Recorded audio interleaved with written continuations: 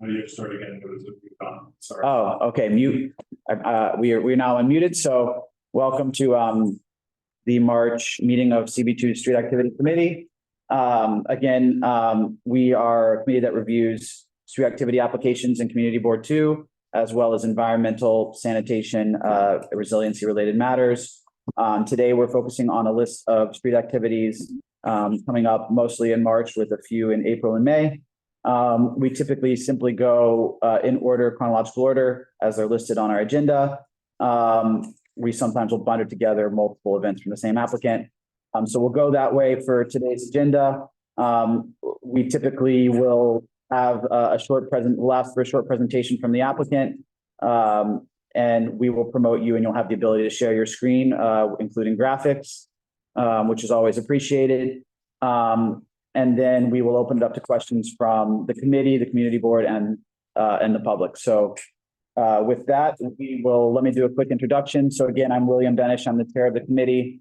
Around the table, I'll just go around the table. We have Zachary Roberts here from our committee. These are all committee members: Brian Pape, Amy Brenna, Erica Olson, Rocio Sands, and Michael Levine. And we are all in the room today. So without further ado, do we have any committee members online? I don't think so.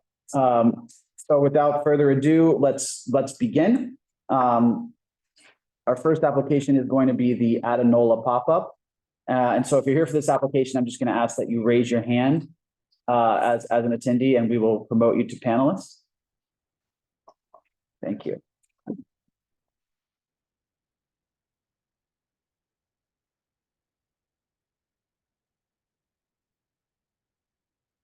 Hello.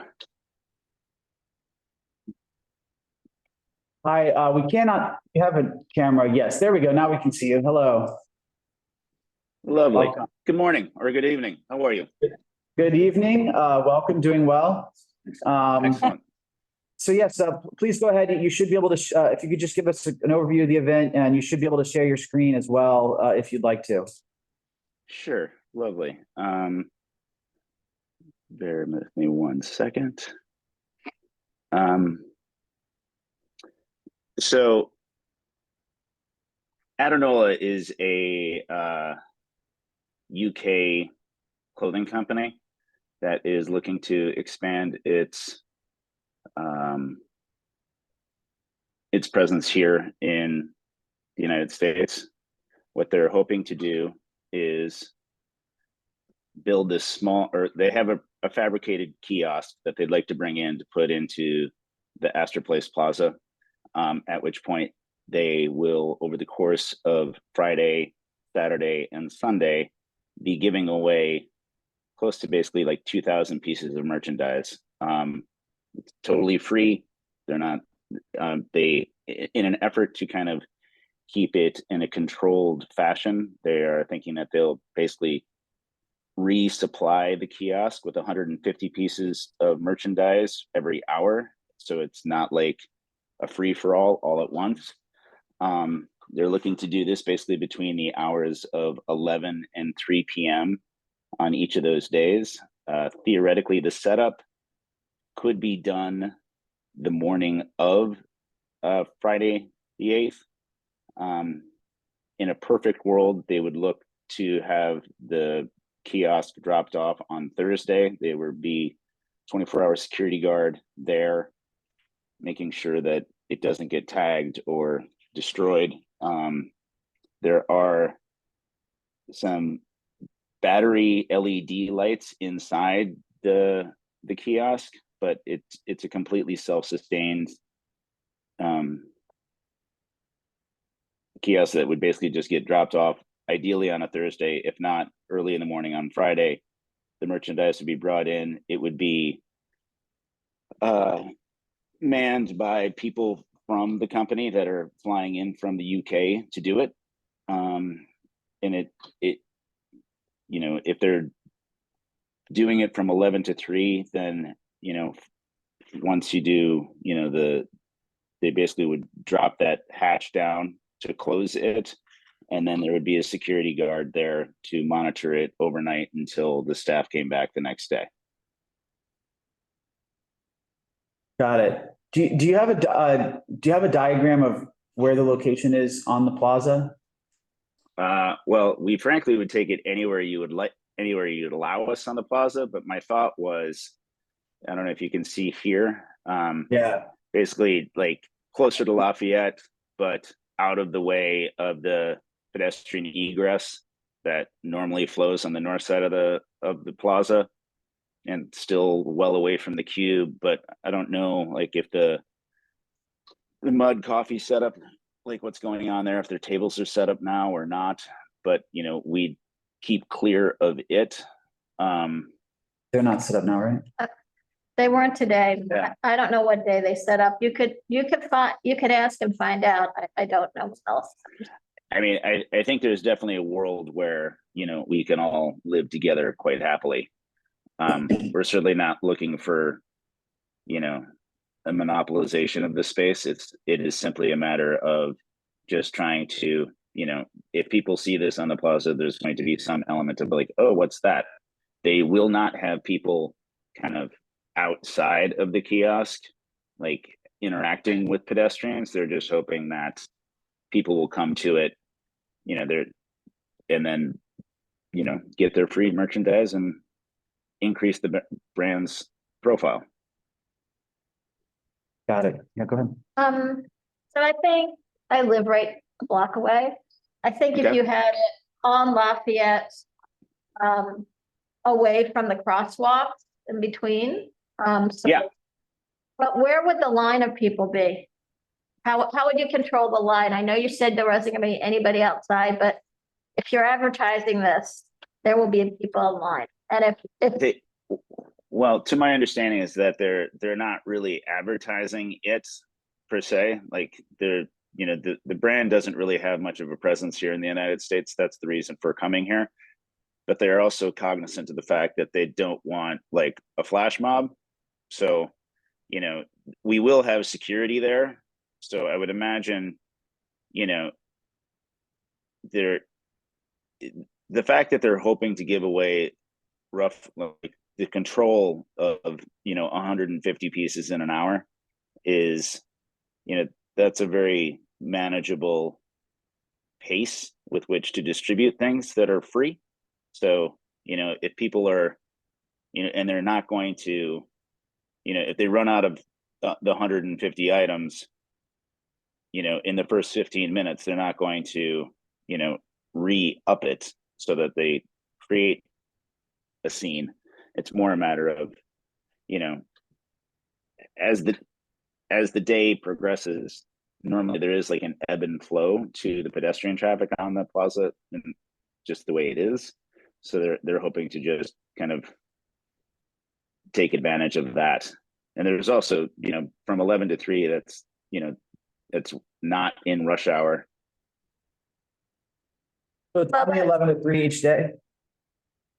That would be the dream. But it's the weekend, so you're not, rush hour doesn't apply. And the 8th it Well, would, but on the Friday. yeah, on the Friday it would apply, but on the 9th and 10th, it's very, very busy there, but since it's open, plus you have the subway entrances, plus you have, I mean, it's very, very busy pedestrian plaza on the weekends when 2 of the days that you're doing this. So I really think you should have somebody outside creating a line somewhere, because particularly, remember, you're by NYU. If anybody's sharing on social media that they're giving away leggings, I can absolutely see young people. And I was just at a Neutrogena giveaway with the samples were this big. You should see how long people stood in line for a cup of coffee. 1 cup of regular old coffee, no fancy coffee, just coffee. That's amazing. Well, they you know, had- it always. And they had a rope and they had people, you know, so, but I'm sending that. I have absolutely no issue coming up with a plan for, you know, to create a line and to be able to manage the queue. It was more a matter of the fact when I was saying that they're not going to have people outside, they're not going to have like a circus barker out there trying to attract a crowd. Okay, I would recommend you have someone to manage a line on the week, maybe not Friday, I don't know, but definitely Saturday and Sunday. Sorry, I I mean, missed. I certainly think that it makes the, like, you know, the path of least resistance is always the best path. So, you know, absolutely, we can have someone out there managing a line. And I think it's probably makes sense to have more than one person, you know, because you want to keep it, you know, controlled and uniformed and not have it turn into a hot mess. Question, Will? Have you coordinated with the Village Alliance Business Improvement District? Because this is part of their territory. And I don't recall having heard any input from them. Have you? It's the local bid, the Business Improvement District, Village Alliance. I have to confess. So in the spirit of full disclosure, the individual that had processed this permit with SAPO had been basically working on this project for the last 6 weeks, fell remarkably ill last Friday. And I have stepped in over the course of the weekend to try to rectify the situation, but that person is still in the hospital. So I don't know all of the steps of what they have, who they have reached out to. I apologize for that, but I'm just trying to shepherd this through to its, you know, hopeful endpoint.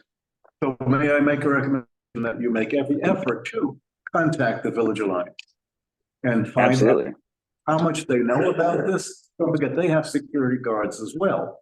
And they are responsible for sanitation and maintenance of the queue. So I would suggest that you reach out to them as soon as possible. They would have been notified by SAPO as a process partner, and they would have had the opportunity to comment on this. So hopefully Hopefully there's no prior. But yes, definitely reach out to them again, especially and mention that, you know, maybe they can give some advice on where they like to see people put ropes, stanchions, etc. Absolutely. Is there any packaging or tags, or it's just the piece? My understanding is that it is just the merchandise and some accessories. What type of merchandise? It's clothing. So they're like sweatshirts, leggings, sweatpants. And then, you know, one of the things we like to see is just that the seating and on the plaza is left, and so the public continue to use it. It looks like in that photo, I mean, that's just an aerial photo, but is that something you intend to do? Yeah, absolutely. I mean, we definitely, I feel like there is a world where we can all live symbiotically together. You know, if it's a beautiful day and mud has I mean, we're not going to interrupt the people, you know, sitting on whatever chairs or seating there is there. It's more, you know, what we were trying to do is pick a spot on the plaza that did not interfere with the, you know, like the natural egresses of the plaza, but at the same time wasn't like right on top of the cube or the seating. So, I mean, it is movable. So, you know, if there's, you know, if we set it in a spot and someone's like, you know, we'd actually like it 5 feet that way, it can go 5 feet that way. It's not like it's an immovable object. Okay. And is there any amplified sound or no? No amplified sound.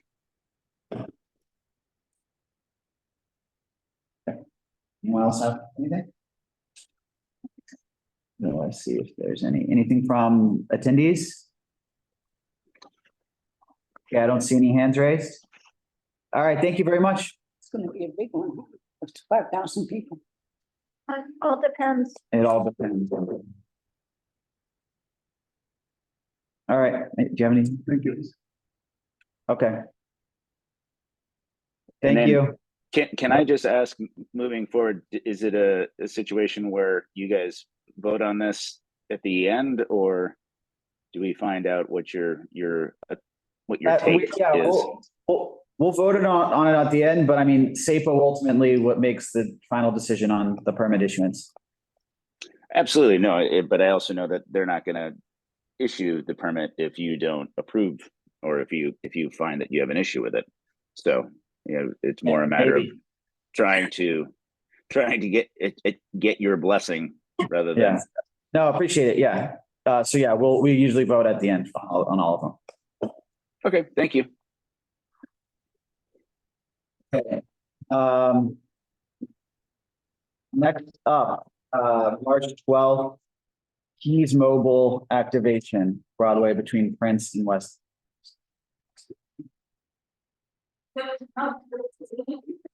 Oh. Oh, David, if you could just maybe take down your screen share, that would be great. Oh. Really?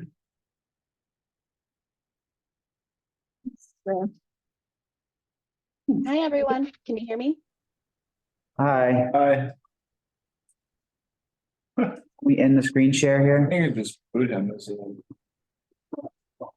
or I think if she's still sharing, it'll pick him off. Okay. Okay, it's mine. Hi, Aubrey. Hi, how's it going? Thank you so Good. much for letting me join and present this evening. Thank you for joining. Please go ahead. Okay, let me go ahead and share my screen 1 second. Sorry about that.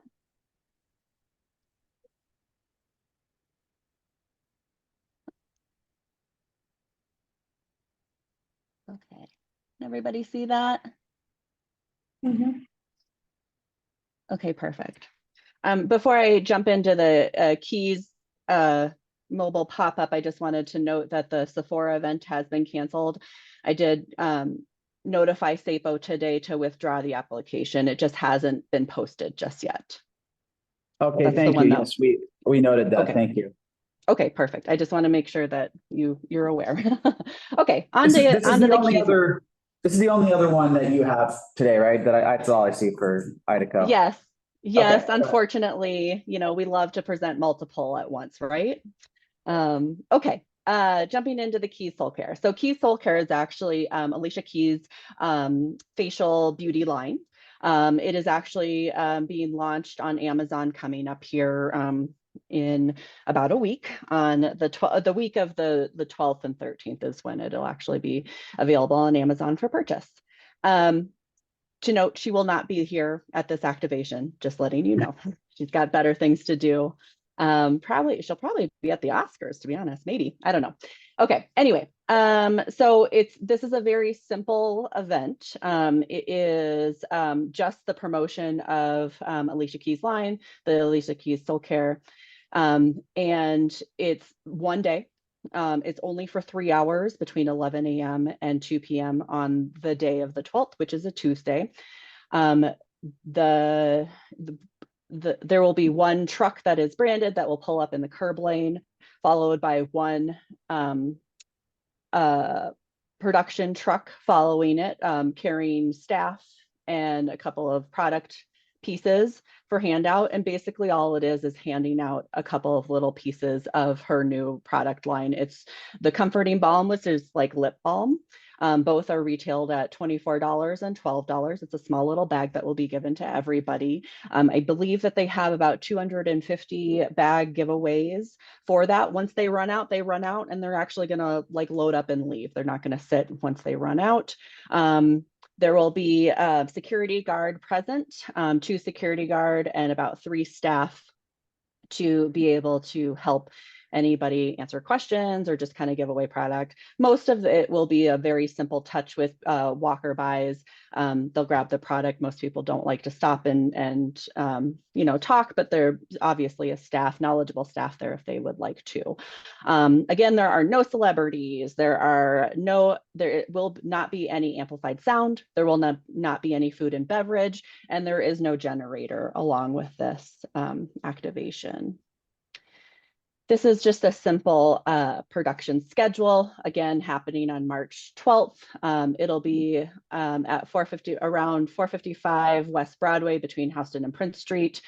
Only 3 hours. The truck will pull up about 10 a.m. Around that. They're giving their a little bit of buffer time just in case the truck is late, just given traffic in New York or especially in that area in Soho.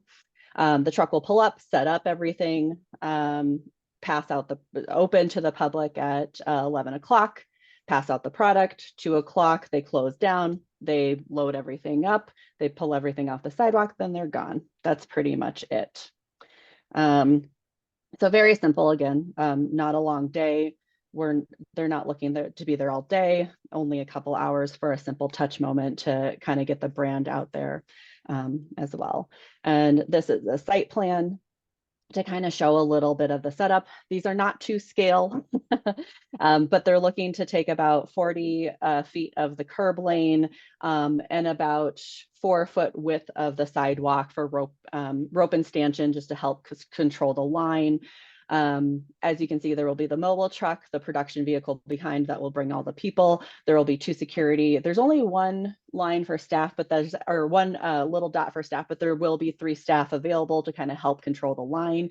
If the line does get more than about 20 people, security and staff will ask people to kind of circle back. They won't let anybody kind of gather on the sidewalk. But again, there isn't a lot to gather for. It's just basically like taking your little sample and be on your way kind of thing. So they will monitor the line. They will make sure that there isn't any crowding. They will keep sidewalk open for passerbys, anybody who doesn't want to interact with the activation itself. And then that is pretty much the gist of it. Very simple setup. Again, not a lot to this and very simple clean up and load out as well. Got it. Yeah. Okay. So the line is going to run north, like in front of where the Martin Lawrence Gallery is? Correct. And we'll make sure that we are not blocking their entryway. We'll make sure that the line doesn't get too long. Again, it's not to scale. This is a little longer than I believe that they're actually setting up the line for. Again, they'll only allow about 20 people to be in line, and then they'll of course cut the line or have people circle back. But again, everybody should make it through the line in no more than 35 seconds. I don't know. Okay. It's a very quick like giveaway. They just want to give away the product. That's it. Okay. And what is at 455 now?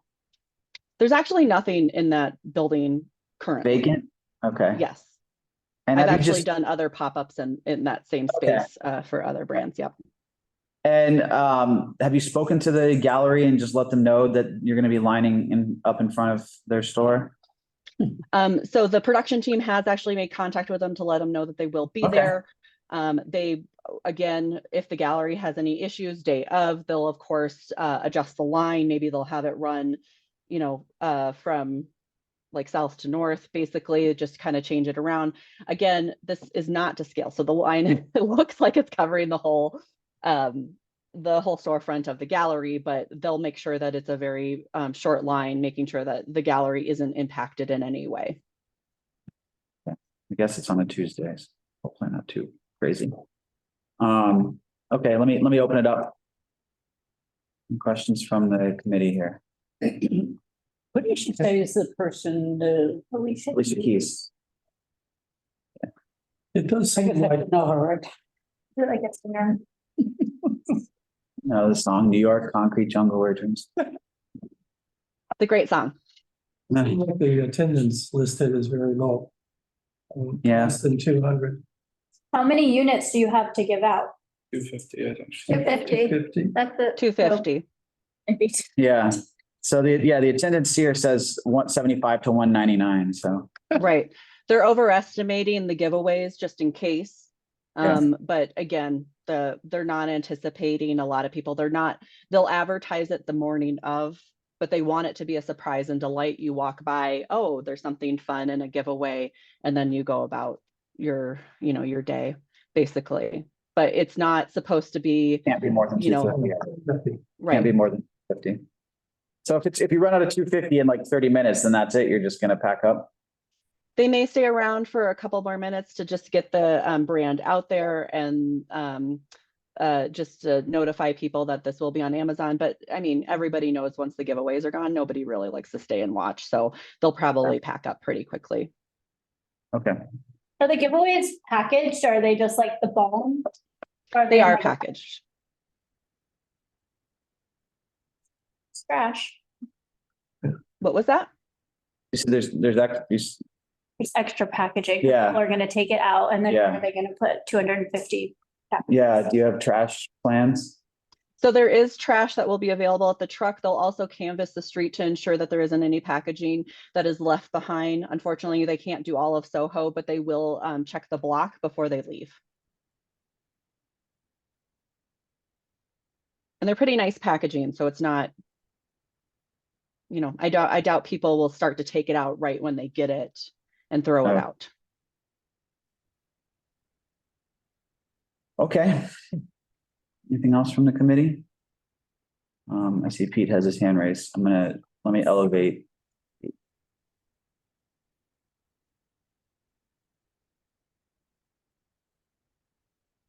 Okay, Pete, please, whenever you're in, go ahead. Yeah, so I'm looking at your paperwork. And it says event other details, west curb lane for parking, west sidewalk for placing, but 455 is on the east side of West Broadway. Right, so that was addressed with SAPO. Kathy actually did change it in the application.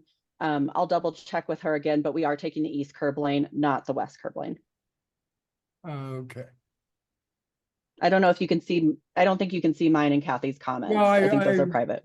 I did see what you put up, but it just contradicts what people have been looking at for since this was posted. So that anyway, okay. Thank you. Good luck. Okay, thank you. Thank you. Anything else?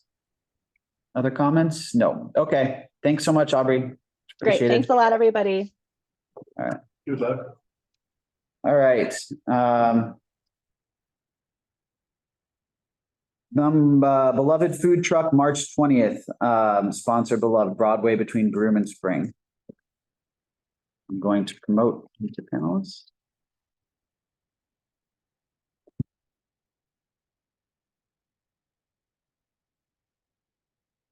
Wednesday? Hi there, how are you? Hi, welcome. Thank you. My name's Alex Emanuel. I'm from Vector Media. So I'm here, I'm going to present my screen. This is for the Beloved Food Truck. We actually have two activations that I believe your community board covers, so Soho and Union Square. Yes, yeah, you can go ahead and cover both of those. Okay. I'm just looking to see. Sorry, yeah, I didn't see that it's due. Yeah, okay. Soho on Wednesday, the 20th, correct? And Union Square on Thursday, the 21st? Okay. Yes, yes.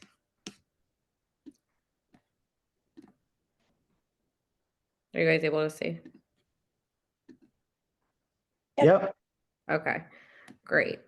So here's kind of a little mock-up of this food truck. We're using a food truck, however, there won't be any food that's going to be handed out.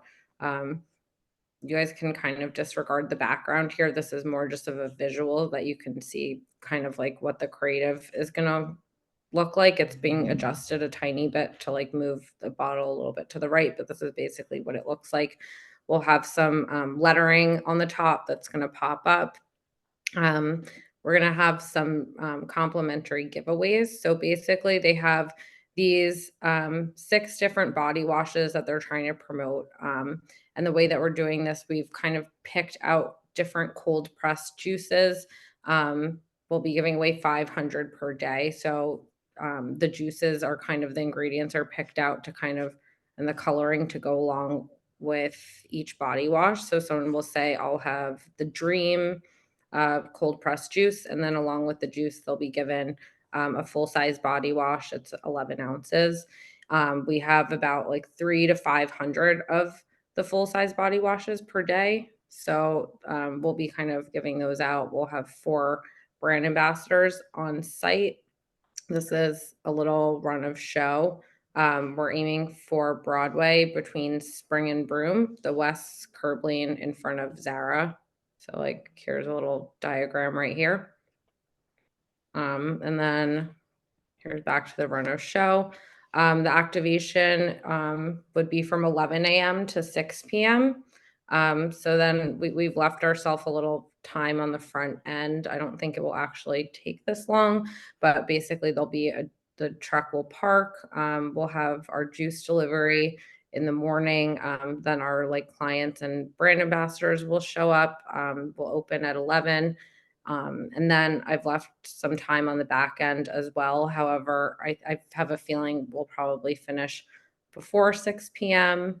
And it'll be pretty quick to get out of there. We'll just pull off, and that's the end of that day. Union Square is very, very similar. It's the exact same run of show. However, we will have a puppet called Nanalan on the inside of the truck. So they'll basically be at the serving window. And they'll have like a puppeteer that you can't see just to make it like a little bit more fun for people. There's no like this shouldn't need any sound permits. We're not going to have amplified audio or anything like that. It will just be like the puppet kind of interacting with people as they get their free giveaway. So Union Square, we'd like to be on University Place between 13th and 14th in that east curb lane that's closest to 14th Street, right over here. Again, this is not to scale, but this is the location we want to be in.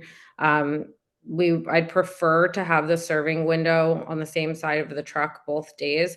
So if we could, back in here and use the serving window that's on the passenger side of the truck, that would be ideal for us. And again, back to the run of show, it's the same thing. However, Nanalan, the puppet, will be there with Nanalan's puppeteer. So they'll be in the window for the duration of the activation.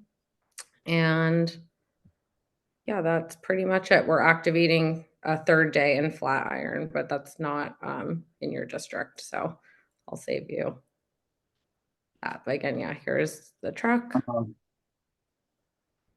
Okay, yeah, I'm not 100% sure you're gonna be able to park the truck there. Because that's like a, well, so I mean, we can talk about, so it's a full-on food truck, right? Not a cart? Yeah, it's a food truck. We've parked many vehicles over the years. Most recently, it wasn't a food truck, it was like a glass truck for Sunday Riley. We've parked here. We've also parked like 40-foot buses here. This food truck is a lot smaller than that. And so we've had, You're saying the east, because it's like it's really been pedestrianized in the last few years. So I don't know when the last one was, but like to back in a truck, it's quite narrow, and often there's lots of bikes, all kinds of stuff just parked there. It's like a pedestrian plaza now. yeah, no, I'm aware. We had a Sunday, I can't recall the exact date. I want to say it was just maybe it was in the past 6 months that it was there. So I know we had discussed this with them, but we didn't have any issues there. Of course, if it's an issue, we can like pull the truck in, and there's a serving window on both sides. So we're happy to do that. That was just the preference. Yeah, all right. Okay, we might need to just check with, I didn't know SAPO would permit pulling into a essentially pedestrianized plaza like that, so. But the question, is it pedestrian or is it still considered a street? I mean, there's like bike racks there, there's, It's a street. yeah. It's still considered a public street. Yeah, but it's, there's planters and stuff blocking it off. It's a very narrow window to try to back a full-size truck in. Okay. I mean, I walk by there all the time, and I've seen carts there. I can't remember seeing full-size trucks parked in there. Okay. All right, does someone else want to ask questions? Oh, well, I'm curious about why the puppet isn't in both places, both days. I think this was a last minute addition to the campaign, and the puppet was only available on the 21st. So That's when you should go on the 21st. I can see if I can find photos that I can submit in the portal of Sunday Riley, but I am familiar with that location and the bike racks and all of that. And basically the Yeah. truck went kind of like right against where that newsstand is. Yeah, it's a very congested area. And again, like maybe I don't get out enough. I walk up and down that block almost every day. And I very rarely, if ever, seen a full-size truck parked inside there.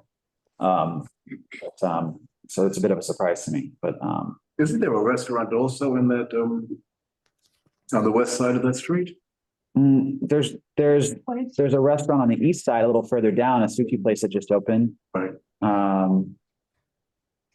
Further down on the west side, you have like Luke's Lobster and the pizza place. There's no restaurant. Yeah, it's just a busy corner. Okay. I'll have to look at that one. Okay. Would you mind just going back to, slide 5? Sure. So, so it's right in front of the Zara. How are you envisioning, line management here? Well, we have 4 brand ambassadors to kind of help with any line management. We really don't need brand ambassadors for the activation, but we kind of got them to kind of help facilitate any line management and order over here. Mm-hmm. And have you coordinated with Zara and or the adjacent stores where any line might potentially run in front of? We have not. This is actually in conjunction with they're aiming they're working with Sephora to do an in-store event. So I know Kathy has turned down activations right in front of the Sephora. So the reason that we're here is kind of this is as close as we thought we could get.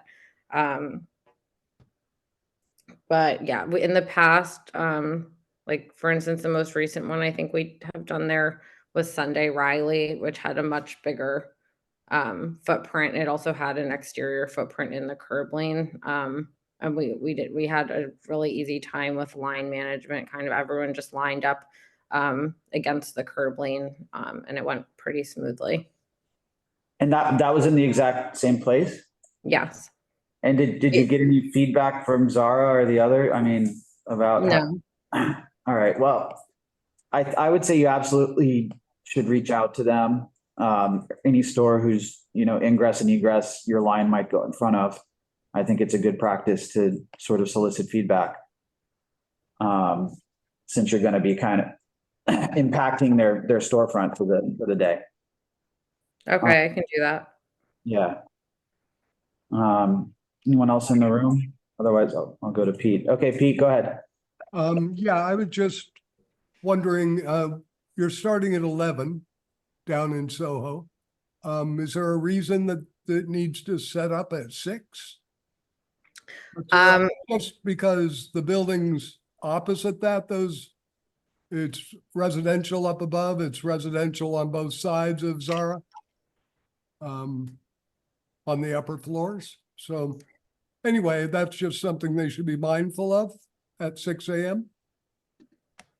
Yes, of course. I've kind of added extra time in here to pad because I wasn't sure when creating this run of show how much time we actually needed, and we're kind of still working through that. So I wanted to give myself more time rather than less.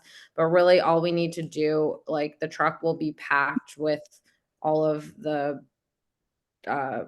body wash giveaways. So really we're just there. There'll be 500 juices delivered, which really once you have multiple hands doesn't take that long to load them from a delivery truck onto the food truck. And that's not going to be from 6 to 11. And of course I know it is a residential area. So I think realistically we'd be showing up probably 8, just to get the spot, make sure there's no issues with that, and then have a delivery probably around 9 a.m. between 9 and 10. Thanks. Okay, anyone else? Okay, thank you. Thank you for your time. We appreciate it. Thank you. And then I was just wondering, so should I stick around for the rest of the meeting? Is that you announce at the end whether these are approved? Yeah, it's up to you. You can, or, you know, we will forward along whatever we say to SAPO as well. So you can always just follow up with them if you don't want to stick around. It's totally up to you. Thank you. Yeah, thank you. Okay, so next one, I think we have here in the room. So the next one is the Dr. Jart. Again, this is another double feature. So Soho, Broadway between Broome and Spring, as well as Washington, sorry, that one's withdrawn, as well as West 13th between 9th Ave and Hudson. Correct. And we have in here some, let me pass. We have some diagrams in here to pass around. So let me, on the room. This is like old school. Yeah. It's the grove. And you know what, if you wouldn't mind grabbing one of these chairs so people can hear you, it's bored. Okay, I have. Can you Do we have dates? I'm kind of confused. pass that? So I believe the dates are the 21st. So you can tell, yeah, go, why don't you introduce yourself? Yeah, hi, I'm Charlie Zalbin. Assisting Line Media Group and North Six for this Dr. Jart event. Excuse my voice, I'm just covering for the. Great, right? It's 3 days and 2 locations. So the Friday the 22nd, Saturday the 23rd would be on Broadway between Spring and Broome on the west side. Right near, sorry, That's 495. You said. 495, but further down the block. And then the Sunday, the 24th, would be on West 13th Street between 9th Avenue and Hudson on the south side. I don't know if you see the pictures. This was part of they're traveling around the country. So this is a picture recently from Los Angeles. So it's basically the same, but it's going to be adapted to what here. So we'll have the stanchions to keep 4-foot space for us and the rest for pedestrians. And then be putting everything in the curb base, okay? And then we also have barricades to separate the curb lane from the traffic lanes. So that once people walk in, we want to try and keep safety. We'll also have a security guard to help manage the line. So that's our idea of how to manage any queues that are developing. Our setup time is 8 a.m. Now we have the branded truck that you see here, and then one support truck that will carry everything. And then, so it's about 3 hours setup time. So they want us to launch the event at about 11 a.m. and run to about 7. Then everything gets packed up, and then we'll come back the next day. We did request holding parking in advance, and I have a parking crew that'll be holding the parking spaces for us in advance. Now, one of the reasons why these locations were selected is because Sephora, which you see in this picture here, sells their product. So we couldn't be right in front of anything, but we try to pick places that were fairly reasonably close. Okay. So basically similar rationale to our last applicant. Correct. I didn't realize that until we were sitting here. And then there's a sample that will be given away. People will be able to walk through the truck and receive a sample, and then there'll be some kind of a game that people would be able to win a prize, which I guess this area over here, something like that. In Los Angeles, they had rooms set up a curb. We'll set this up in front of the truck. Try to keep everything in the car. We're trying to minimize the impact on pedestrians and keep flowing easily for people from stores and residences over there. What I did find out this morning is that they're not doing any publicity for the event, but they are going to have some influence, social media influencers who will attend and then post after the event. So they're not trying to pre-publicize anything, but there will be a presence there, and they will do say, "Oh, we were here," and look at this product. So, that's what will happen.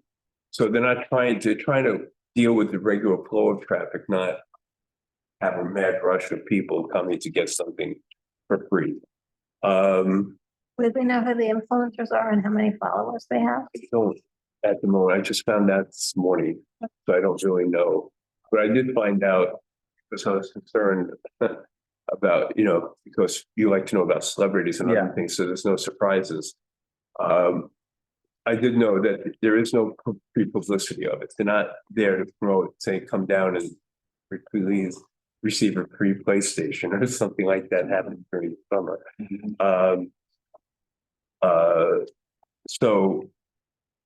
But that's all I know at the moment. If you need that information, I can follow up and get that. Can you describe that? You said there would be a game or something happen? Yeah, it's kind of a spinning wheel or something like that. They haven't described it to me. It's just something for people to participate and then get maybe a full-size product instead of just a little sample. So if it's a spinning wheel, they would get a prize. Yeah. Something like that. I'm sure everybody wins whatever they do. Yeah. Everyone wins something. Right. The difference is that they will get something full product as opposed to a sample, because I think they're trying to enhance the sales at Sephora, which is why they're doing it. So they're not trying to give away products necessarily. They want people to go into the stores and buy them. What else can I say? Do you have any questions? Because I'm trying to think of something I missed, and I do have a question regarding the truck. Yes, Will people be going inside the truck? yes, from the back and exiting. And will there be some kind of wheelchair accessibility? Handicapped accessibility? I have to check on that. I'm not sure. It may only be the sidewalk. Yeah, I don't think that there is. It may only be the sidewalk. But, I mean, there would be some brand ambassadors, so I'm sure that whoever can use those stairs. So that they can have the experience, at least. Exactly. That would be wonderful. Yeah. And then I kind of, as I asked last time, have you reached out to any of the stores? Not yet. I wasn't, I haven't yet, but I will be. There's cookies. Yeah, it's a prepackaged cookie. You have a trash plan for the packaging. Yeah, there'll be trash cans. Actually, I was just texting with the It doesn't look like there's. producer. So we will have no, it's not in there, but it will be there. That's part of the support. The latest. Tell us about the product. How good is it? Have you tried it? You have me at a disadvantage. No, I don't really know what the product is, other than it's a beauty product. So I know some people I've spoken with that I'm doing this are interested in it. So, but Dr. Sharp.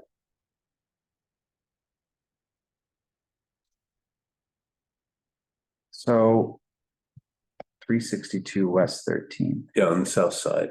on the south side.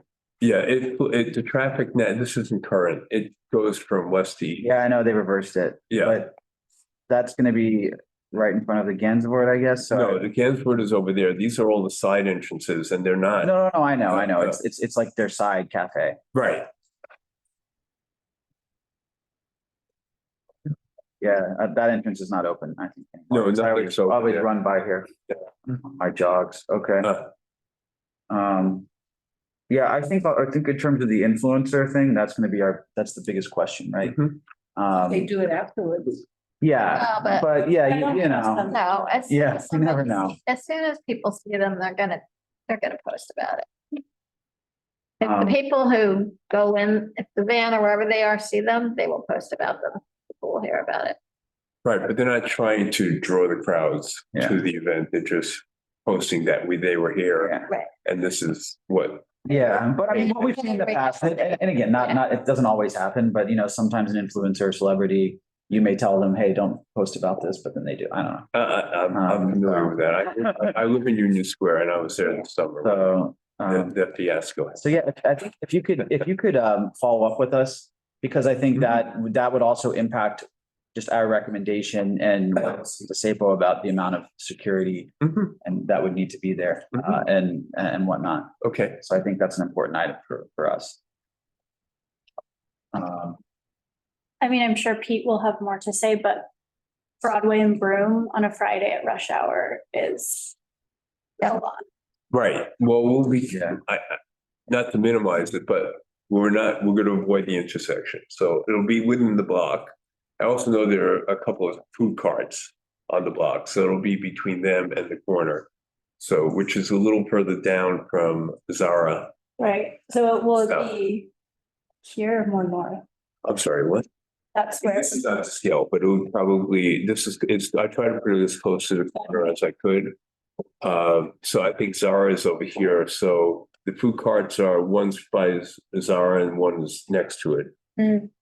So there's enough space on that section that we can park everything and keep it curved. Is the sidewalk shed still there? I'm sorry, I didn't. In July 22, Google Maps is showing the sidewalk shed there. It's probably not there anymore. Pete might know. I have.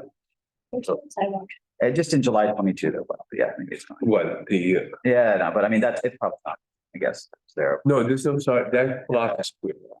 Okay. That block, there's something by, I believe by Sephora. Yeah. Up by Prince. Alright. And on 13th Street on the north side by the coffee shop, Yeah, there's scaffolding, not Okay. on the south side. Okay. And Gotcha. there's no more, if you look that around, there's no more parking, there's no more side. Yeah, I know the Yeah. street has changed. That block has changed on 13th. Okay. Anyone else in the room here? Let me kick it to, well, Pete doesn't have his hand raised. I don't know if he wants to say anything. Pete doesn't have his hand raised. No, I don't. We were looking forward to hearing. Maybe somebody else does this. Can you confirm that shed is gone? Sidewalk shed? Oh, yeah, James, I may have a picture of it. it's okay, it's okay. Also, so just took a picture a week ago. You want to see that? You're talking about on Broadway, Yeah, right? okay, James. Yeah, let me just get my phone. James, I will promote you. James.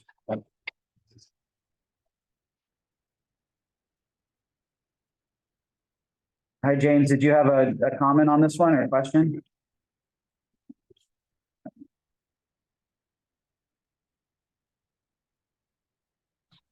James? Hello, everyone. Hi. I just wanted to clarify on the game. Well, a couple points. The game, there's a question about the game, which it's actually a reflex game. So it's a game where you press a button and you can essentially, as fast as you can touch the different buttons on the panel, you essentially just try and get as many touches as you can. And then once you complete the game, so if you participate in the game, you get a tote bag and a sample.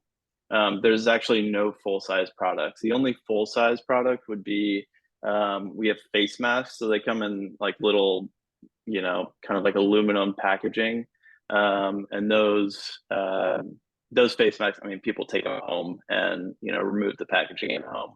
But everyone gets a sample if you participate in the game, and there are no full-size packages.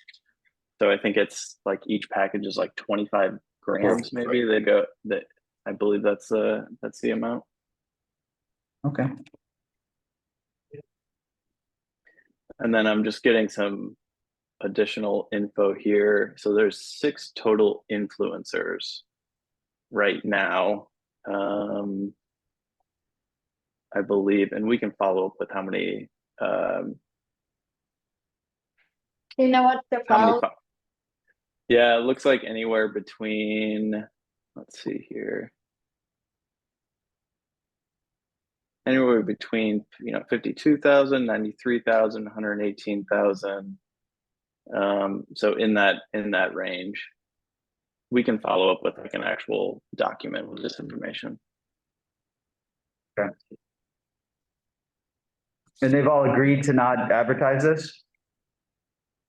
That's a good question that I don't have an answer for in this meeting, but we can ask that question.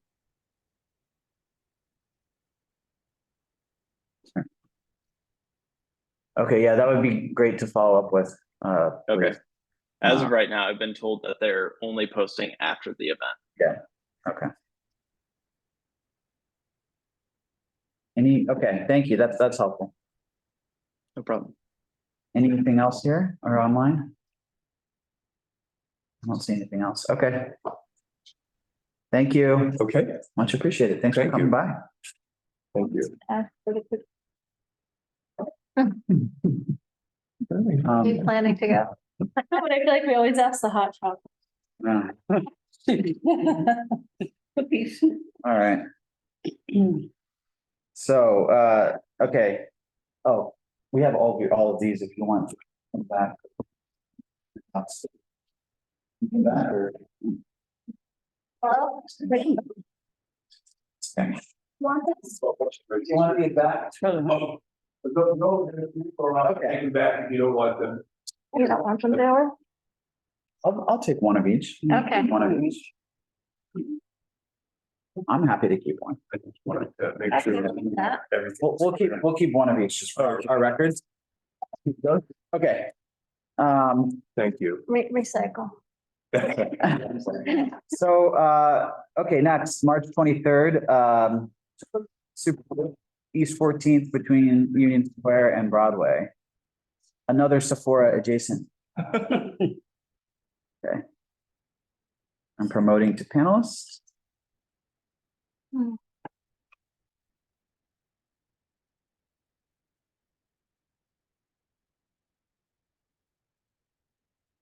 Hello, Hi, everybody. Good evening. How are you today? good, how are you? Very good. Nice to see everybody again. My colleague Veronica is also on this. If you guys wouldn't mind promoting her, she was going to share her screen. Yep, she's on. Can you Okay. hear us? Okay. Awesome. Veronica, if you could share that screen with the initial cart wrap, and I will dive right into the project. I'd like to request for future meetings. If anything Sephora comes up, let us be first because this might get a little old for you. But essentially, this project is another one for a Sephora brand, Supergoop. They're the skincare company. They promote their sunscreens specifically, which is sold in Sephora. So they'll be promoting a small sample size product, which I believe is a 1 ounce sample of their product, along with free coffees, all done from a cart.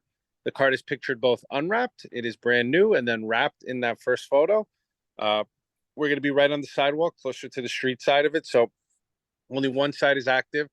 There will be a queue that extends away from the entrances to the subway and the Whole Foods. So essentially the queue goes westbound on 14th Street, and we leave, I think, something like 8, potentially 9 feet of egress. I know the required is 5, but I mean, a little more is always helpful. There will be on-site security there by way of retired NYPD. We figure they know the area best. No other branded giveaways. It's just the product as well as free coffee. We do have up to 300 coffees and then up to 350 products. The extra 50 products will be given out in stores, just like a drop off. If someone purchases it, it's like a little bonus for them. So pretty straightforward on our end, no amplified sound. As far as trash goes, there will be all of our product is compostable. So we have, like, if someone throws their coffee cup out, we have recycling bins on both sides of that cart for the public to use there. We also have 2 brand ambassadors that are out on the street, one at the beginning of the queue and then one right at the cart window for any questions that do come up. But all in all, pretty straightforward on our end as to where this goes. Luckily, we were able to talk the client away from the Soho Sephora. I think this one makes a little bit more sense and a little less crowded, knowing how we feel about avoiding food trucks particularly, but that Soho area getting this busy. And that's all I have for right now. Any questions? Yeah, can you just review the timing again? Sorry, I gotta pull up the application here. Yeah, of course. Veronica, if you want to jump into that timing for me, please. Excellent. Okay. So we have this is March 23rd, which is a Saturday, 6:30 a.m. The cart arrives. We want to make sure that we're setting up without any kind of traffic or anything like that. We can drop the cart easily into place. The cart will be set up by 9 a.m. and we go live 9 a.m. to 4 p.m. or while supplies last. There is not a lot of samples for this one. This is intended to be more for the people going inside the store or to drive traffic in the store, which is why it's down to 300 samples. And then from 4 to 5 p.m. is roughly the hour we'll take the break down, at which point all of the equipment will be moved out of there. And then the team canvasses the immediate area for a block just to make sure that there's no garbage left around. I mean, this if this is a nice spring Saturday, which who knows if it will be. Hopefully. This area is going to be very, very mobbed with people. Right? Because you're right by the Whole Foods, you got the market, everyone's out in Union Square.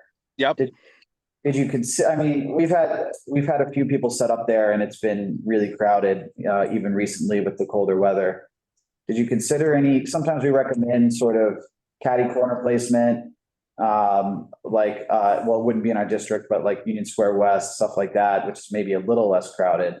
Did you look at any, I mean, obviously you wanted to be right in front of Sephora, but did you consider any other areas? Yeah, originally our considerations were it was going to be a food truck originally. We spoke to the client, just telling them, listen, that's probably not going to fly, which is why we downgraded to a cart. Originally, we wanted to be right in front of the entrance to Sephora, but when we assessed and we scouted the site, we realized that this is too close to the subway, and we took that Whole Foods into consideration. So we're going to be a little bit off their entrance, more towards their retail window. So that buys us like another 5 or 6 feet. But yeah, those were the considerations we made. I mean, ultimately, we safety first, right? We want to make sure that we're not blocking that sidewalk, that we're not causing a traffic jam, which is also why we went from 1,000 samples to 300. And then, I mean, lastly, at the end of the day, we hope it's a busy day, right? No one wants to be out in a, not busy area. But again, with 300 samples, we felt that all those steps were taken rightly in terms of considering all that crowd.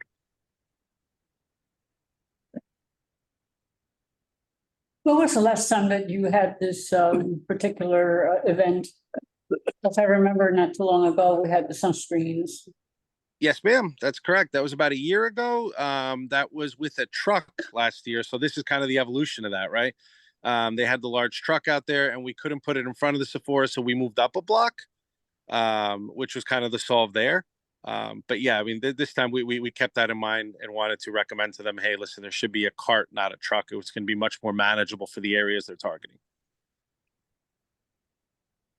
So it was heard loud and clear. This is a very observant community board. We want to make sure we put that into play.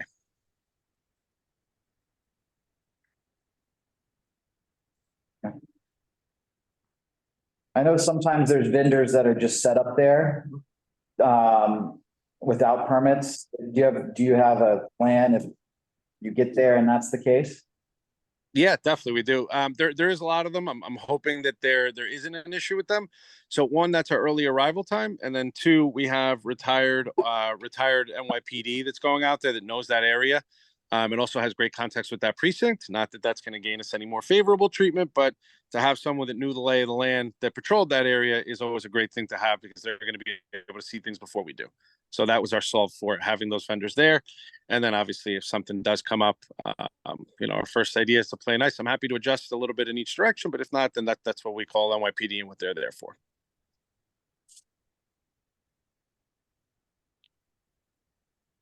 All right. And I'm sorry. We've made contact with community affairs there as well, just to give them the heads up on things like that. So, I mean, they are aware that that's going on. Okay. And can you just go back up to the first slide one real quick? Yeah, of course. Did you mention whether there's amplified sound? No amplified sound. Amplified sound.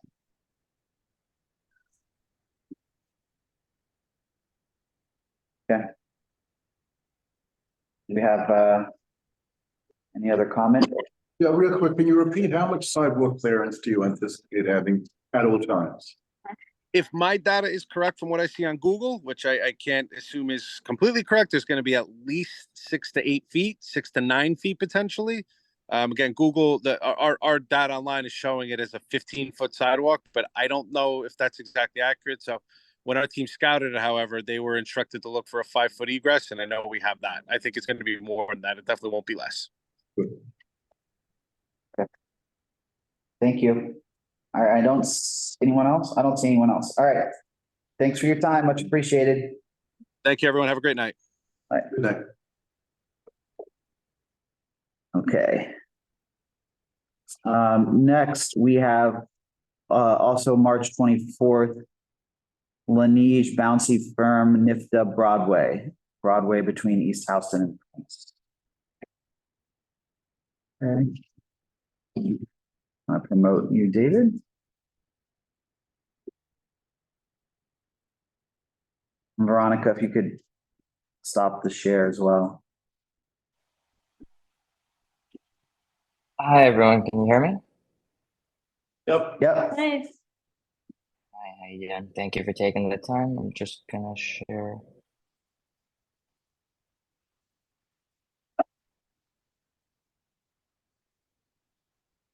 Can you see my screen? Yep, we can. Okay, perfect.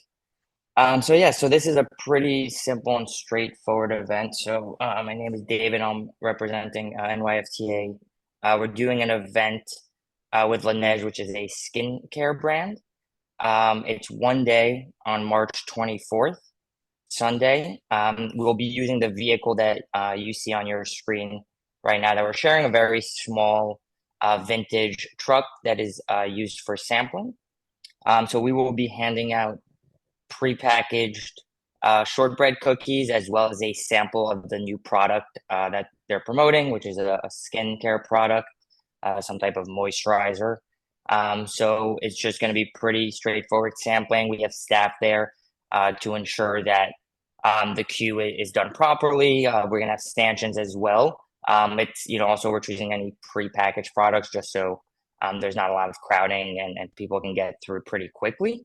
The location is on Broadway between Prince and East Houston Street. And again, it'll just be for that one day, just sampling, and we have staff there to ensure no amplified sound, no generator will be running. There will be a garbage can that we provide as well in case people open up, their cookies right there and there's wrappers or anything like that.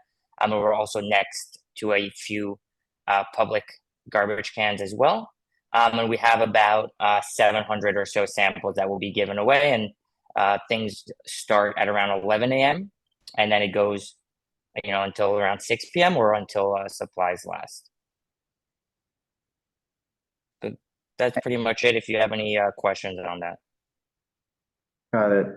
And sorry, what's in the sample pack? So it's you said it's a sample There's with a cookie. There's a small cookies being given away, as well as a sample of the actual skincare product, which is some type of small moisturizing cream sample. Got it. And I know on the application it says it starts at 8. That's now 11. Yeah, so we delayed that a little bit. And 8 will be closer, around 6 a.m. to 8 a.m. will be when we bring the vehicle in for the setup before any traffic. Yeah. Yeah. So I think if you could do it, since you're not starting till 11, hopefully you can do it on the later side of that. Yeah, shouldn't be a problem. I can speak to our production team on that.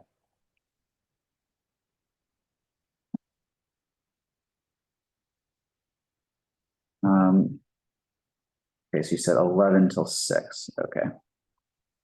And the location is, what's this? It's the West Curb Lane, Broadway between Prince and East Houston. What's the specific address?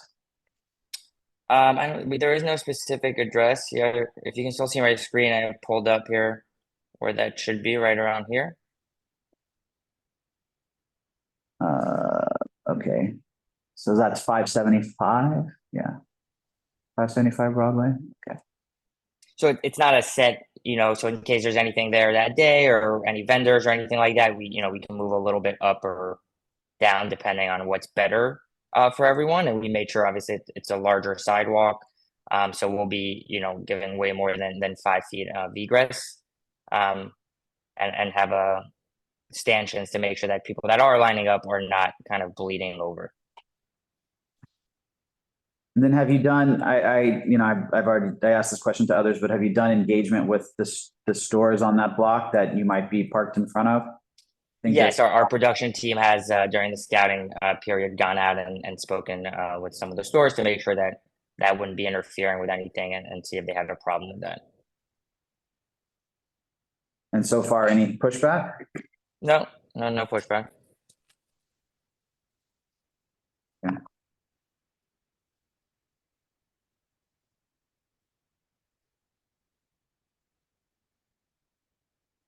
Anyone in the room have anything? Okay, I'm gonna go to Pete. Pete, go ahead. Yeah, a couple of things. The right there where that one's shown at 575, that's where cars start moving to the curb lane to make a right turn to Prince. So moving any farther south on that block front wouldn't be as good of an idea as moving farther north. And then I was just curious, does SAPO direct you to the business improvement district? Sorry, one more time. Do you guys engage with the business improvement district here? I'm not 100% sure on that. I know we went through SAPO, but I don't know if they put us in touch with this district. But maybe my production team would know, but I'm not 100%.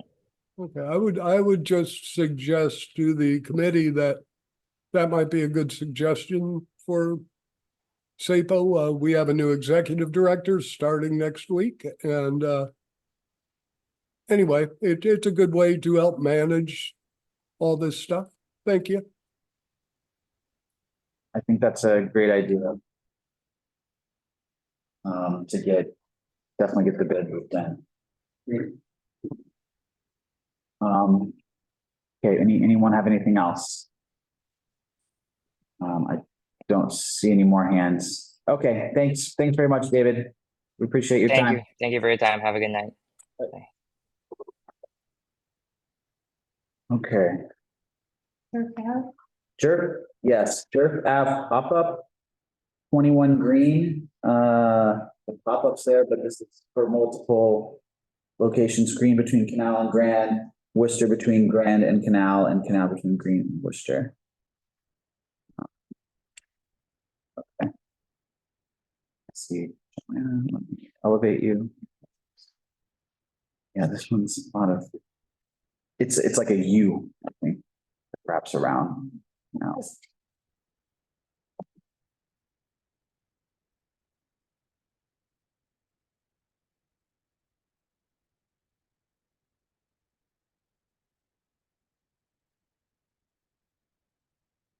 Hi, Joanna. Welcome. Okay, hi everyone. Sorry, it took me a second there to get the technology working. Hi. So thanks for joining. Yeah, you should have the ability to share your screen if you have diagrams, and please go ahead and just, if you could give us an overview of the event, it'd be great. Yeah, absolutely. I do not have anything to share at this moment, but just to give you a quick overview. So I work for the media agency, called Redgate Comms, and one of our clients is Jerf Avenue. It's a Swedish fashion brand created by an influencer, basically targeting young women and serving them with ethically made and inclusive fashion wear. And they are, together with us, hosting a pop-up on March 27th to April 4th on 21 Green Street. So our application is for production parking, line queues, and we will have a beverage truck on site for the guests in lines. So to dive further into that, during the days of the prep inside the store on 21 Green Street, which will be taking place from March 21st to March 26th, we will have production parking outside on Green Street. And then once the pop-up opens between March 7th and April 2nd, so for 1 week, we will have line queues spanning from the location on Green Street and down to Canal, all along Canal to Worcester Street and up Worcester Street. And we will have a full team dedicated towards line control, making sure that we have, ample room for pedestrians to pass by. We will make sure that we're not obstructing any entrances or accesses to any stores or residential buildings, etc. And in addition to these crowd control dedicated people, we'll also have security spread out throughout the whole line to ensure everything is under control and no businesses are disturbed. And during the open days between March 27th and April 2nd, as I mentioned. We will also have a beverage truck parked right outside the store on 21 Green Street. And that will just hand out some non-alcoholic beverages to the people just in line, or the guests waiting in line. And lastly, during the teardown of the production or the store inside, we will have production parking outside the venue again on April 3rd and 4th. So once again on Green Street for those days. Thank you. I might need you to go through all that again, because that's a lot of different components and okay, Absolutely. Any questions? so sorry, okay, you said the first location, let's just go through location by location. So the first location is Green between Canal and Grand. So that's, you said 21 Green? Yeah, it's basically in the middle of that block. That's where the pop-up location is. Okay. And so what's happening in the curb lane there? That's production parking for load in and load out? Just some loading trucks. We will be building inside the store, so it's just parking for like our fabrication partners that will bring in material, etc. So only daytime parking and load in and load out. So on and about 21 Green during load in and load out. Okay. That's the 27th. That's the 21st through the 26th. You said. Correct. And then loadout is the 20. So then that's for the build-up process where we will, be decorating, building up the space inside. And then once the pop-up opens, which is 27th till April 2nd, that's where the line queues come in for that I think you mentioned in the beginning. So, sorry, okay, let's get to the line queue in a second. Yeah, you asked your on the production. What hours is that going to be happening? And I just asked because we've had some issues recently with other folks doing somewhat disruptive load-ins and load-outs for pop-ups. So can you give any more color on like what the hours that will be, how long it will take? Yeah, we'll probably start around between 8 till 9 a.m. in the morning and go until about 6 p.m. And we want to be very mindful of the neighbors. Our office is a block away and we know how it works. So we definitely want to be super mindful and not have any load-ins or trucks idling late at night or anything like that. Mm-hmm. And you're going to maintain throughout the load-in a pedestrian pathway on the sidewalk? Yeah, absolutely. It's not that much stuff that needs to be brought in. It's more so they just need to have that handy truck outside. Okay, great. Yeah, because obviously we don't want pedestrians to have to go into the street, cobblestone Absolutely and walk on. Okay. Okay, so that's for the Green Street location here. And that's curb lane only. So now you have two locations, Worcester and Canal, that are partial sidewalk. That's just for the line. Exactly. So can you tell me again where exactly the line is going to run? Yeah, absolutely. So the line will start at 21 Green Street, so kind of mid Green Street, and then be led down towards Canal, and then along Canal for one block, kind of, and then up again on Worcester. So making that U, if you will, around that block. You're expecting as I mentioned, and only line queue on that one. And you're expecting that long of a line? I was in your room. It's maybe longer than that. Is Matilda coming? Whatever her name is. Matilda Jerf. Yeah. Yeah, she not the whole week, but she might be there for like the opening. Okay. What are these clothes? What are these clothes? It's this the girl, the Jerf girl. She's very popular. Yeah. Did you guys do the pop-up on Elizabeth and Spring? Yeah. That's my blog. And we got an amazing response from like the businesses around us then, and everyone is so mindful. You guys did a great job. They did a great job with the line. You had their little coffee thing. It wasn't like a mess. You did a really There's space between that place. That's but it's always a pop. Yeah. So it was a long but well-managed line. long. Yeah, they're like amazed. Her whole community are just amazing girls that are happy to be there. So it's not a rowdy crowd, and it's easy to manage. And it was The last only time. thing is like Canal Street on a weekend is already pretty crowded with pedestrian traffic. It's different than like where you were. That can be, and I know that a lot of friends come together and they stand in large groups. So it's like, yeah, you have partial sidewalk, but they tend to grow because they're waiting in line, and then their friends will come and their friends will join, and it very not single file. But I assume you guys will try and manage. Yeah, that's why we're really having a lot of security. We had that last time too, just to ensure everyone's safety. And especially on Canal Street, I think it will be super important to have that personnel very spread out evenly to manage that. But yeah, we've thought that through, and that's really important to us.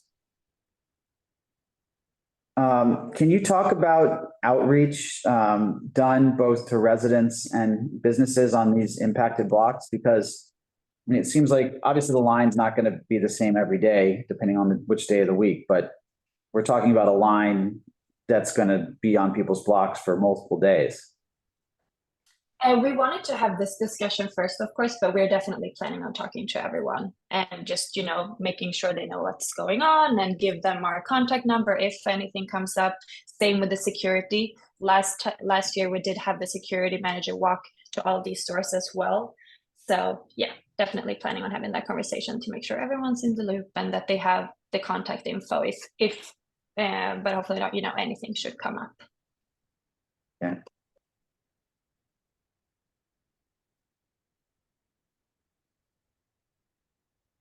And how many security people are going to be around throughout? Like you said, security manager, like how many people are you having just sort of at all times managing this line? Yeah, I'm actually going to loop in Adam if he can get let in. I believe he's on here. He can talk a little bit more about that. I can promote Adam.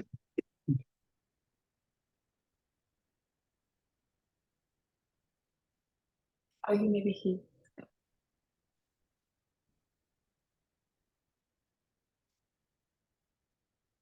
I think he's jumping on now. Hey everyone, I'm here. Hey Adam, how's it going? Good, what's up? Could you talk a little more about sort of the staff that you'll have for line management and security? Yeah, I mean, the client's gonna have security and, their staff and my staff. I always have a site manager that's on the same block as the beverage truck. Like, I mean, like you said, you guys know, some days it's gonna rain, some days it'll be busier. They're just permitting all these blocks more as overflow. We think it's gonna go for like, a half a block and a half a block, but we just need to have the overflow of Worcester Street in our back pocket for the days that we need it. But, security does a really good job of breaking the line, where there's I think there's a parking garage on Canal. So obviously we have two guys at either end of there to make, do all the breaks in between all the business fronts and residential front. And that, as long as you have people out there to manage that queue to make sure that no businesses and entrances are not blocked, we do a pretty good job of managing all of it. And I believe it's around 10 to 15 spread out throughout the whole line, correct, Adam? Yeah. Yeah.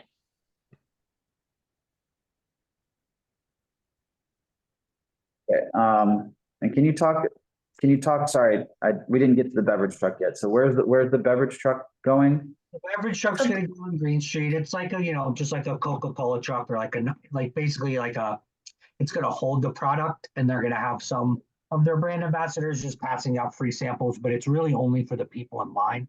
It's not like a public, sampling activation for the, we're not going to turn the public down, but we're not going to allow a line to form just to get free beverage. It's more for the people that are waiting in line. Yeah, exactly. And that one will be placed right outside the store on 21 Green Street. Also only operating when the pop-up is open, of course. Yeah, it's this pretty much a very similar setup as the last one we did that you were talking about back in the fall. And I think they did a very good job of managing everything. Are you guys gonna have a trash? Because there's not a lot of trash cans on Green Street. Yeah. Yeah, we had that last year. We had trash spread out. We also have dedicated trash pickups, and then of course, like as soon as we leave in the evening, making sure the block is super clean and nicely left. Have you considered doing the ability to reserve access time online? Because I mean, we've seen some people do that with pop-ups before. And we actually put that in our procedures that we send out to folks who are doing pop-ups. I mean, that can really help manage, prevent a long line from forming, right? Have you looked at that? We did a little bit. We had a pretty good way of keeping that a good flow last time, of having a limited amount of time inside the store to get that flow going and to not create a crazy line in any way. So I think we're gonna lean in towards making that super effective. But we can also look more into that timed slots as well.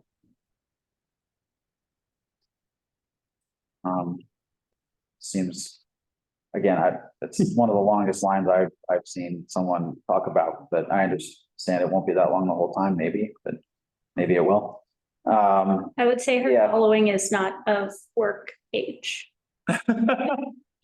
People. So I wouldn't be surprised. But yeah, we don't think either it's gonna be all that long, but like Adam mentioned, we thought, maybe be better to have permits that extend rather than the opposite. So that's why we included that third block too. But I think it's always good to have a little bit more than not enough. Yeah. Same kind of goes with, the production parking. We always take a little, not a whole block, but if you have four or five box trucks that you need to park, we usually take an extra length or two. It's always good to have a little bit more space than not enough. So we're not thinking that we're going to wrap all the way up through Worcester, but on certain days, if we need to get close, at least we're permitted for it. Okay. Anyone else? Yeah. Well, on the street view, it shows that 21 Green Street is no parking all days until 6 p.m. So sounds like that's where you plan to park and that's not allowed. Well, to be honest, you'll see no parking 8 a.m. to 6 p.m. on, I would say, 65 to 70% of the blocks in Soho. So yes and no, it's a very similar parking regulation on a lot of the blocks. But when you do get a street activity permit, it does allow you to override the parking regulations. We're not going to be in any no standing zones, but we are requesting parking on that block because that's the storefront. Yeah, we've seen that. I've seen that in the past. We usually, for no standing, we it's not okay, but we've seen SAFO approve that in the past. For just no parking. Okay. Anything else? No, I don't see anyone. No. Okay. Thank you. Thank you. Appreciate it.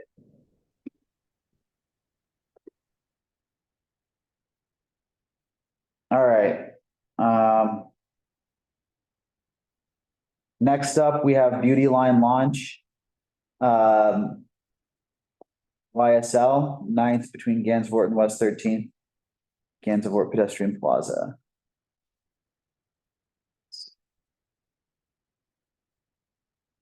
Not you.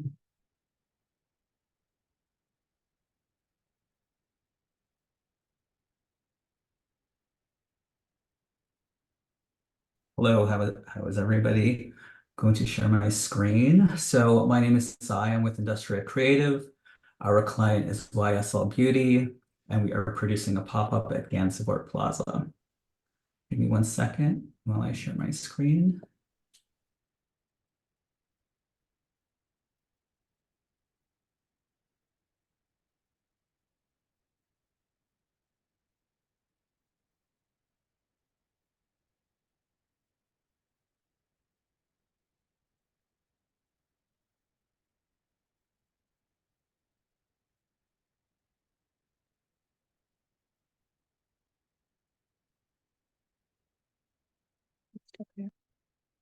We lose him? No sound. I think he dropped off. He may be having computer problem. Oh, you back? You back.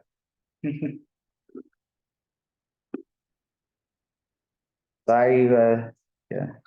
Okay, sorry, I don't know what happened there. Let me try this again. 1 second. Okay, let me know if you can see. Yep. Okay, great. So we have a pop-up at the Gansevoort Plaza. It's roughly a 12 by 12 by 8 foot high structure with canopy. There is going to be 4 experiential touch points around the activation. I'm going to show you the site plan real quick. This is the overview. We plan to take up about a 20 by 20 footprint. Our structure is slightly smaller than that at 12 by 12. We have about 4 experiential touch points, which I'll tell you about in a minute, but we plan to do line management from the south side, so it's away from the businesses. So as folks enter from the Gansevoort side, they will go around. The first station we have is just a consult station where folks can just learn more about the YSL Beauty, the new product. It's called Love Shine. It's like a lip balm and lip treatment. And then next up, they will go over to a dispenser. It's basically a candy dispenser, but instead of candy, we're putting some product in there. It's more samples. And then lastly, they can come over here to the claw machine, which is a fun little game. It's going to be about 30 seconds where you have a chance to, take a shot of winning a full-size sample. And then they can exit on the 9th Avenue side, which they can then go down to the nearest Sephora to purchase the product. So this is from 7 to or 12 to 7, excuse me, is the live activation time. We plan to start loading in as early as 5 o'clock, but don't let that alarm you. Most of the things will be prefab, so they'll be built in a warehouse, and then they will come on site and just be put together. Most of the time, we're allowing a little bit extra time because we have to, make sure that things are clean, the brand ambassadors are there, the rope and stanchion and all the accoutrements are set up. So we're just giving ourselves a little extra time on that front. At 6 p.m., we will end the lineup, which will give us an extra hour to get everybody through the line. So we're in a position to close at 7 o'clock. And then from 7 to 11, we load out, and we don't anticipate being on site after 11.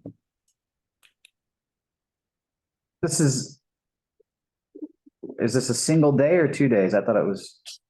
So it's just for 1 day. We are only doing it on Saturday, on 4/6. So I think we had updated the application, but I don't know if it's updated, Yeah, we can't, unfortunately, non-city employees can't log into the system. So we're getting something that's maybe a bit old, but that's okay. So you're saying it's to a single day now, just the 6th or 7th?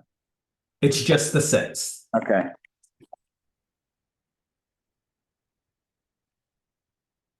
Cool. And would you mind going back to the plaza diagram? Sure. So it's only taking up that little space in the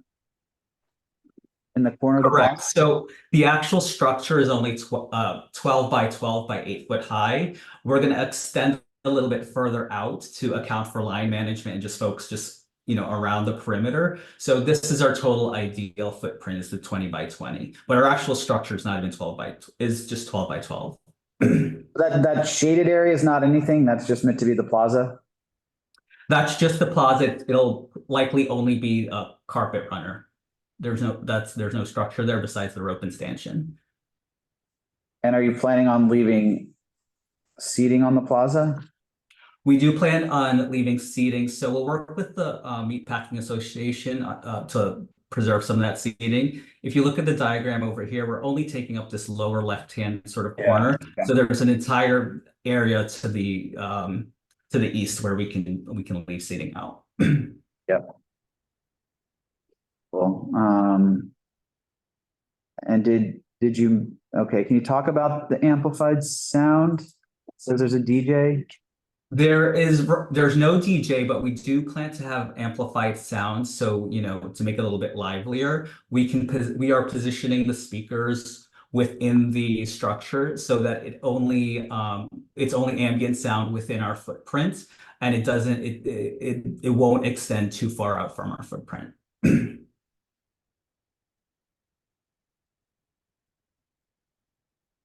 It'll be a playlist. And I'm trying to see where is the rope and stanchion on here? Down at the bottom, the bottom. It's right here. It's yeah. And if the line moves outside of that little enclosure, where would you envision the line would go? So we would envision the lineup being along Gansevoort this way, so it's away from the businesses over here. I think there's like these giant boulders here, so it'd be along that, and then it would turn upward towards the north, and then we would enter the rope and stanchion area, and then it's a 360 experience. So folks would move counterclockwise from the time they enter the experience to 9th Avenue.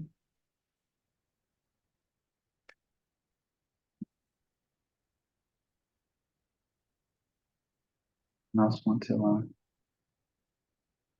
go. Are there any like celebrities or influencers or anything? There are no celebrities and no influencers. This is strictly grassroots. We plan to drive a lot of traffic to Sephora.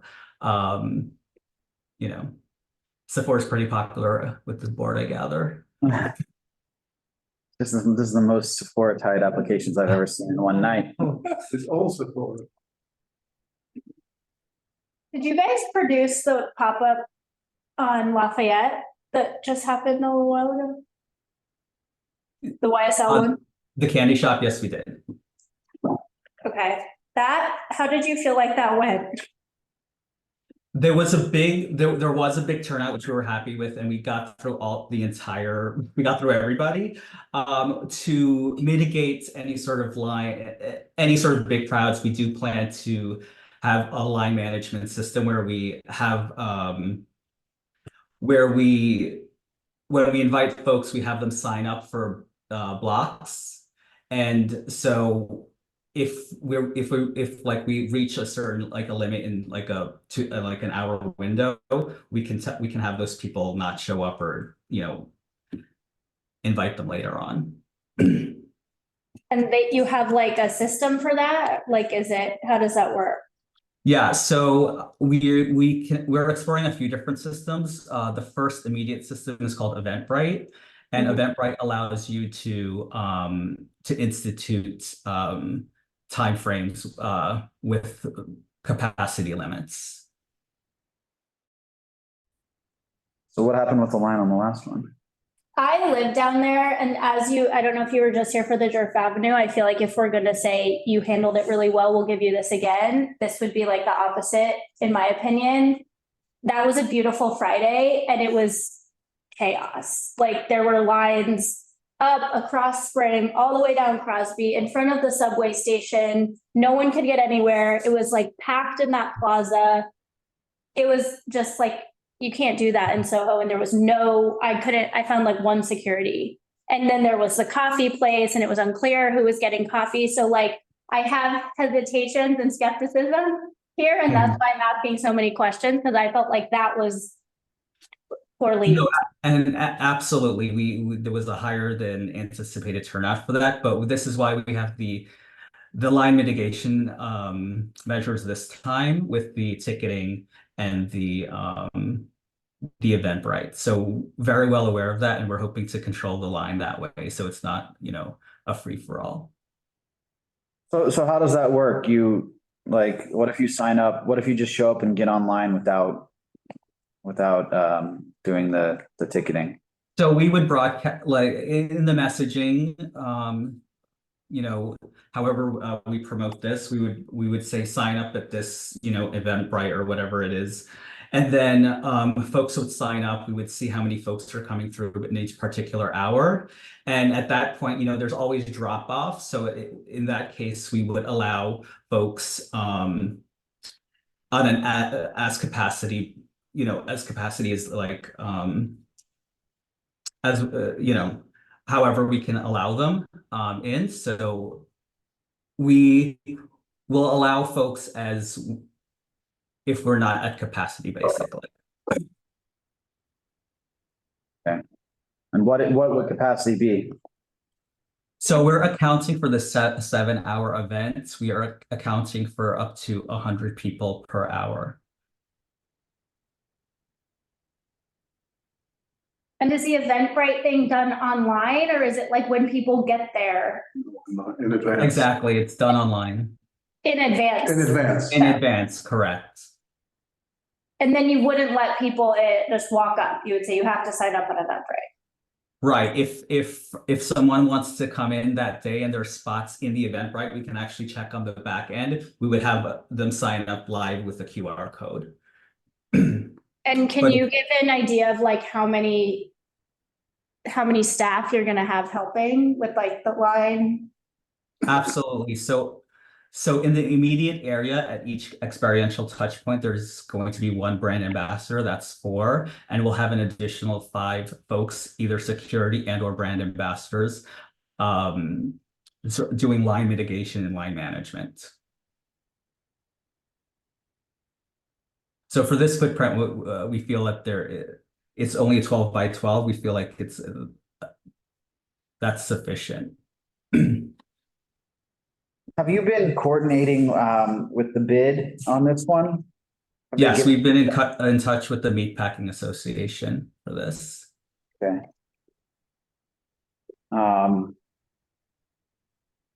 They may have some best practices, I would think, on how to manage crowds in the plaza.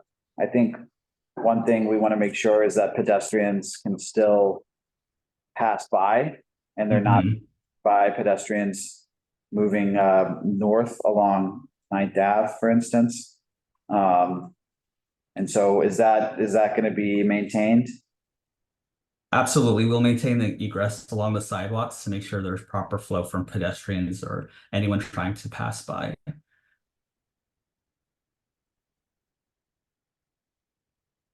And so, I mean, to be clear, if someone shows up and, the line is out of control, you're basically going to tell people, sorry, like you don't have a ticket, you can't get online? That's correct. That's correct. And it'll be messaged that way so folks are not surprised when they show up. Okay. There's no coffee thing this time? There's no coffee thing this time now. What's the giveaway? It's just it's a beauty product. It's miniature product of it's called the product's called Love Shine. It's basically a lip balm, so it's a miniature version of that. They can buy the full size version at Sephora. Do you have trash stuff if there's packaging? Absolutely. It's hidden in the it is hidden in the structure.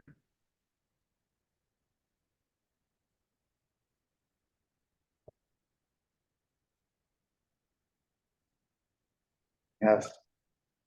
Anything else here? See, Pete has his hand raised. Pete, do you want to go ahead? Here we go.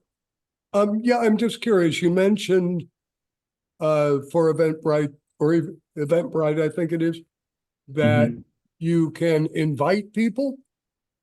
Is that an option that you all have for, or did I mishear that? Yes, so we can, wherever we publicize this, if it's through Instagram, if it's through private, lists, we can include the Eventbrite link with the invitation, and then folks can sign up that way. And I'm just curious, the one that somebody mentioned before for why YSL, is it? Mhm. On Lafayette Street. Was, how many folks turned out for that? We had over 1,000 folks turn out for that. Wow. And that was open to the public? That was open to the public. Okay, thank you. All right. Anything else? Okay. Thank you. Thank you. All right. Do we have anyone from Malvern Golf? I don't think we got a response on that one. Wasn't this? Yeah, this was super contentious one last time. No one's here on that one? No, okay. We can talk about that more in biz session. Okay. So last one we have here is Baxter Street at the Camera Club of New York. Okay, Noah, promote you. And I see Joe.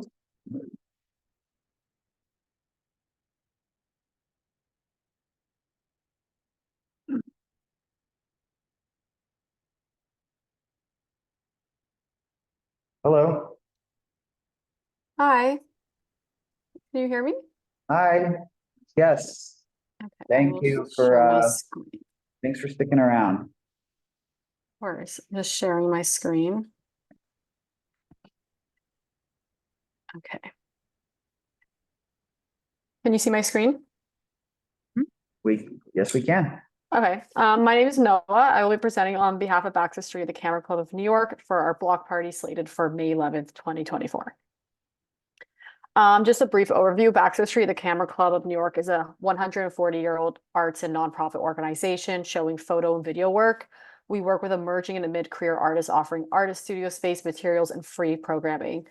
10 years ago, we moved our galleries to Baxter Street. We have 2 galleries there today on that block, and we are super excited to celebrate a decade of work we've done with our community, and we want to give back to our geographical community through a block party that offers free programming, family-oriented and individual programming, food, arts and craft, along with other programming. So an overview of our event. The Baxter Street Block Party will aim to bring together our community for an afternoon of celebration, engagement, and creative exploration. Baxter Street's intended audiences include artists, the cultural sector, and the broader public, from art enthusiasts to our neighbors in Chinatown and Little Italy, highlighting all age groups. The event will feature a variety of activities from performances, exhibitions designed to showcase the vibrant spirit of contemporary Baxter Street and its rich history. Admission will be offered free of charge. This is also a very significant opportunity for us to build a stronger and respectful connection with our neighbors, reintroduce ourselves to the local community, and foster new partnerships. Through this event, we aim to create a memorable experience that reflects our commitment to creativity, innovation, and community engagement. We are going to be inviting nonprofits whose missions intersect with our work in a variety of ways, as well as small businesses based in the surrounding neighborhood to host tables at the event where they can share more information on their activities. So the proposed experiences are exhibitions, community workshops where we will conduct interactive workshops for attendees to participate on hands-on experiences.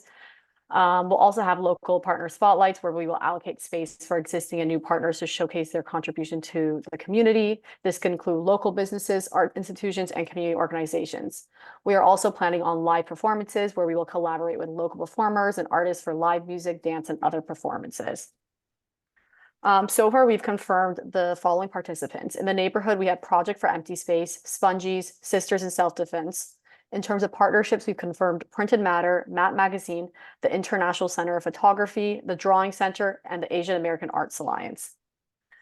We are planning to reach out to Think Chinatown, Wing on Woe & Co., Pearl River, Canal Projects, Far Near, U&B Books, PS 130, Magic Jewelry, CoPTM, Grantee and Imports, From Here to Sunday, and others.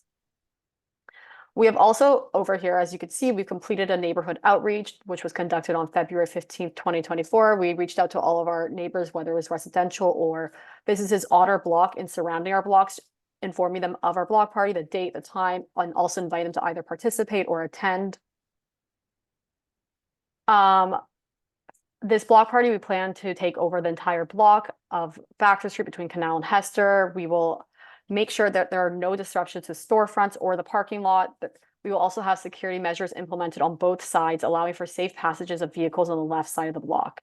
We also plan on having sign-up sheets and time slots to avoid any overcrowding. We are serving families and community members, and we expect to have about 350 people show up, but we will be handling the crowds with sign-up sheets. And the workshops, which will all be free, and it will be administrative on our website and social media. The run of the show. So we will begin setup at 10 a.m. The event will start at 12 p.m. and it'll end at 5 p.m. and the breakdown will be done by 8 p.m. So far, we have already designated the International Center Photography, having an activation from 12 to 2 p.m. They will have an informational table. They'll have educational workshops and activities like zine making, which is garnered for all ages, collage making, sun prints tailored for children, along with other activities. We also have the Asian American Arts Alliance from 2 p.m. to 4 p.m., where they will be conducting artist workshops and activities tailored for teenagers and up. So it will be really an age inclusive activities session. There will be portrait sessions, drawing sessions, friendship building workshops, watercolor workshops. We also will have the drawing center doing various activations throughout the day. We also plan to have a DJ performance in our backyard from 3 to 4 p.m. and we will be obtaining a permit for amplified sound. And lastly, we're thinking of doing food vendors, food trucks, just as a way to bring families and individuals alike. So here we have our street map. As I mentioned, we are on Baxter Street between Canal and Hester. We're looking at a full street closure. We have designated a 15 feet emergency lane. We've also shown our 2 galleries that are located on this block, as well as the garage. We also plan to have rope and sanctions that will divide the right side of the line so traffic can come through. And we already have a list of volunteers and staff signed up for cleanup duty. And there's just some more information on our committee and our board. So thank you for listening and let me know if you have any questions. Yeah. And you said you're going to mention, you're going to leave open for emergency, you're going to have a 15-foot emergency lane for. Absolutely. Okay.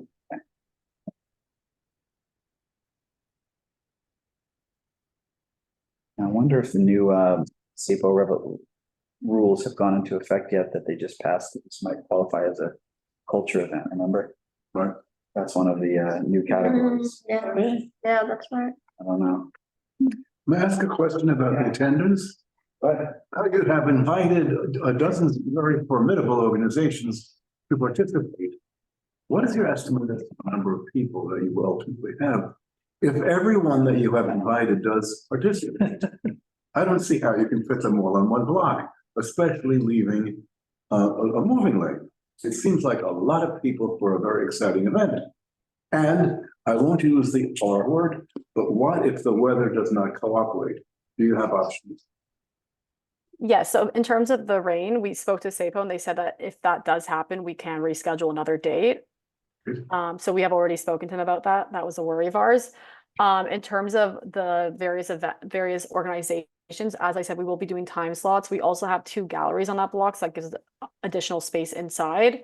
But that was just a list of people we've potentially reached out to and have confirmed. It only lists 75 to 199 people. That sounds like an underestimate. Yeah, it's really low. May I speak? Thank you. I'm the executive director at Baxter Street. And the idea is that we want to invite the organizations. Some may table, some may just come in and bring someone from their organization to do a special workshop during that time. So it's, depending on if we get the street or how that all works, we would definitely have their information up in our 2 spaces as well as on the sidewalk. But it's not necessarily that their whole organization is going to come. It's more of like they might have the director of education come and do a special kind of workshop for that moment. And again, we will be using Eventbrite, which is a free service that you can sign up so we can keep things at the amount of people that we want to serve, and then have a waiting list. And if people come, they, and their slots open, then they can join in at that time. So are you aware of the open culture event designation? It is a new SAPO rule in the past few months. That might be something to just ask them about, in terms of how your event is classified, because I think it comes with certain advantages, and it seems like you might qualify. So that might just be something if you might want to just check up with them on that. I mean, you can structure a single block festival too, but I think it has like a different fee schedule, for instance. So that might be something to just look into. Thank you. Thank you. This is new to us. We've never done a block party on Baxter Street. We moved here 10 years ago. So, you know, we're learning as we go, and thank you very much for sharing that information with us. Yeah, sure. No, I mean, it's literally a brand new event classification they just put in place like within the last few months. Okay. Anyone else have any other questions? Nope. Seems like a great event. Thank you. Great presentation. Yeah. Really appreciate Very thorough.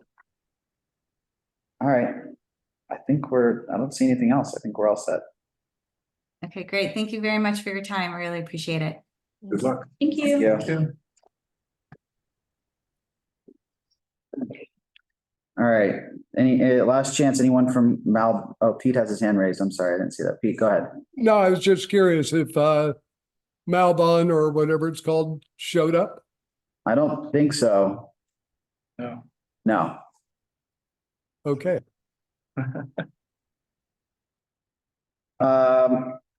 Okay. We will move to business session. Renewals too. Sorry? Going to do renewals. Yeah, we'll talk about renewals at the end. So, okay, let's go back through. One second, I gotta scroll to the top of my notes here. Okay, Adenola. Seems like it could be a big event. I feel like as long as we should just notify, make sure that the bid is aware. I assume usually in Asker, they do a good job of managing these things. This is only a few days away, so we should just coordinate with the bid and make sure they are aware that this is happening and that they will help. They can likely provide best practices, I would say, on online management. So what do folks think about that? Yeah, I mean, people are just grabbing samples and walking away. They're not gonna hang out with. I thought the 15-minute, or sorry, the 150 pieces thing, I don't know how that would make it better. If anything, I'm like, that's gonna make it worse. People are gonna stay. Right. Or line up before another shipment comes. Yes. That's 150 at a time. Oh, yeah. per hour. Yeah. It kept saying like, that's gonna help the line, and I don't know if I'm, If people don't know that they're going to come out with more, but if they tell them it's going to be more, everybody will be waiting. yeah, that's an odd line. And people are gonna be texting, it's sweatpants, legging. You know, this is not a 2 ounce Things like, so the sunscreen. Yeah. So the bid's supposed to, have the chance to review and sign off on these, right? Since they're the sponsor. So I wish we knew more if I assume that they must have, since it hasn't been denied. Well, they indicated they hadn't spoken to them yet. Am I correct? Well, that he didn't know because He didn't know. filling in for. He was filling in for someone else. They didn't know if they'd reached out. Thing to remember is, it's New York City, places get crowded. And, if it's gonna be crowded, that's a good place to be crowded, because the tables aren't out, the big area, but I'm just saying that. I feel like we've had a few limited number of problem events at Astor. Usually it's pretty long. Yeah. So I'd say we just approve, and it's happening less than a week. It's one of those, the timing. But texted Mark, and maybe they want he can go online and just say to them, hey, we just think they need some security to manage online and stuff. I would do that. Right. Yeah. So he said he can. I didn't mean to go around back. I said, is there something you can do? Just tell them they gotta have security to manage the. All right. I'm good with that. Everybody on board with that? All in favor, say aye. Aye. Those abstain. Approve and mention the security issue, slash line issue to, the Village Alliance. Ed has his, And SAPO, right? is that what I see? I don't think so. I don't know what that is. That's a lamp. No, it's, No, the hand on the left, but I don't think that's the Zoom icon. I think maybe that's the one on the. He's not up. Yeah, he's not up on the right. Is he? Yeah, that's. Hey, Ed, can you hear us, Ed? Ed Ma's there. I've never seen a white hand. That doesn't look like. Yeah, I've never seen a white hand icon. Oh, I'm scared. That's our Mousy. Yep. All right. He was here. Oh, here he is. Right here. Yeah. All right. We're good. All right. Sorry to interrupt. I'm gonna take off unless you guys need anything. I don't think so. Okay, good night. Night. Keys Mobile, standard food truck. I think we just note that the application should be corrected if it hasn't already. Any other thoughts on that one? Because it had the wrong curb lane.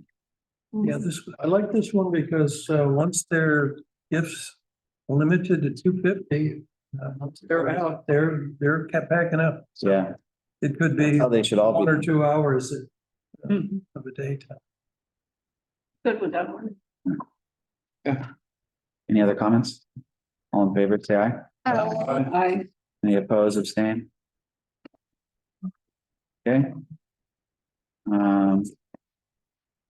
Beloved food truck. I mean, these are not great locations. Big catchy name. Can I say question? Union Square one, everybody wants to be on the south side. They could do it on the north side, That's, except that they have the planters. You know what I'm saying? I mean, I think like, I always tell people, I think like on Union Square West, it's not always a bad, wouldn't be the worst idea. Nobody's over there. I mean, this one, I mean, I don't really like. They know. Has anyone else seen full on truck? You know the part I'm talking about, the pedestrian? Yeah. There's always like a million bikes parked there. There's sometimes someone with a guitar playing music. Like, can you back up? There's planters there. Like, am I crazy? Like, could you Yeah.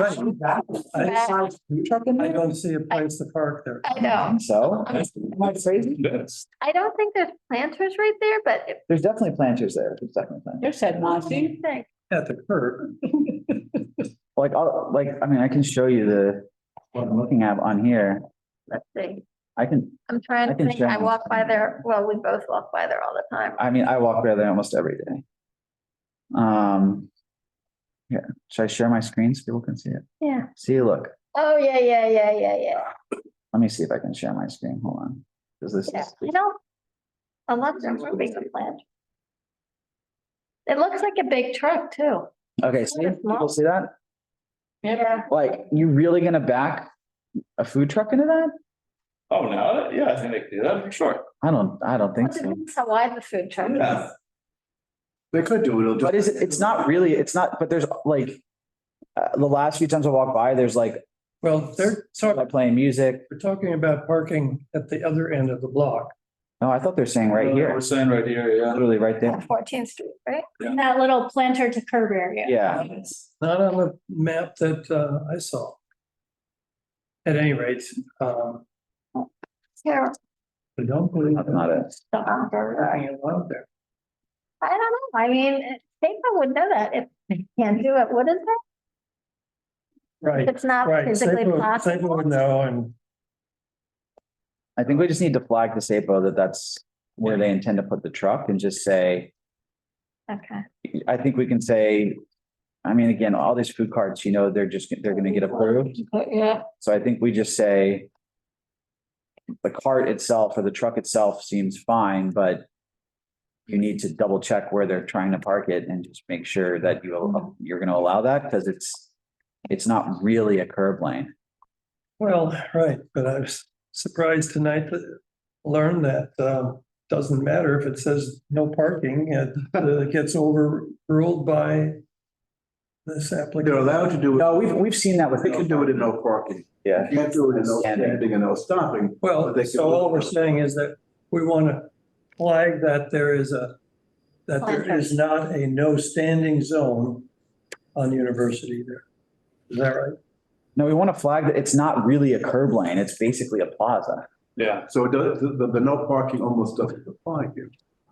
Yeah. Saying All right. there might not be room between the planters and the. Right. Yeah. Okay. I don't know if there's even a sign because I don't think they even expect anyone to try to park in there.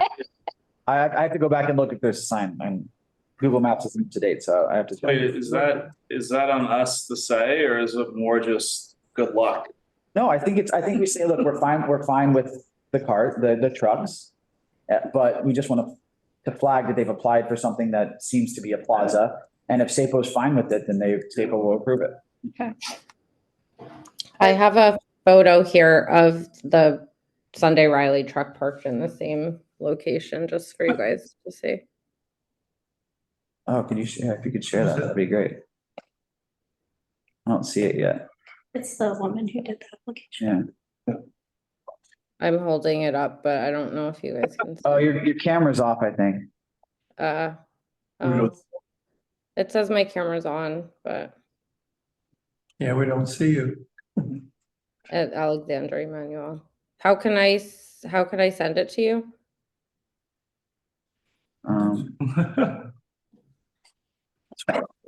Could you send it to us? I mean, I wouldn't mind just seeing it because I'm curious. Let me just chat you my email. Oh, you know what? I think I know what the issue is. I have it up on my screen, so if I share my screen, you guys are able to see it. Maybe try that. Yeah. Here you go. Can you guys see? Yeah, 1 second. There it goes. Oh, there you go. They got it in there. They squeezed it in. Oh, no, thank you. It is at the Bank of America. There we go. How about that? I must have missed that one. It fits perfectly. Just makes it. You were in Bhutan. All right. That was many years ago. I did. All right, thank you. This was this past October. Okay. Thank you. That's helpful. Very helpful. Actually, it's a perfect spot. It's the only spot they. I literally don't see any signs there because I don't think they expect anyone to park there. Like, I don't see no parking, no standing outside. Maybe we should suggest this to more people who want to use other locations. You know, I think you're right. Because it's perfect. It's a perfect size. All right. Not one of any stories. All right, you can stop sharing now. That's very helpful. Thank you, Alex. Thank you, guys. So I think we just need to have a comment about doing more outreach as well on the Soho one. Yeah. They hadn't done any outreach yet to people on the block. All right.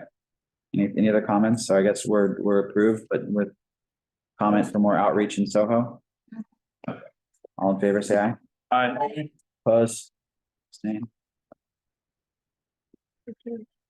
Dr. Jart. Yeah, so we have Dr. Jart. That is the one we had here in the room. So. A lot of stuff. I mean, to me, this is, yeah. To me, it's like the influencer thing is the big wild card.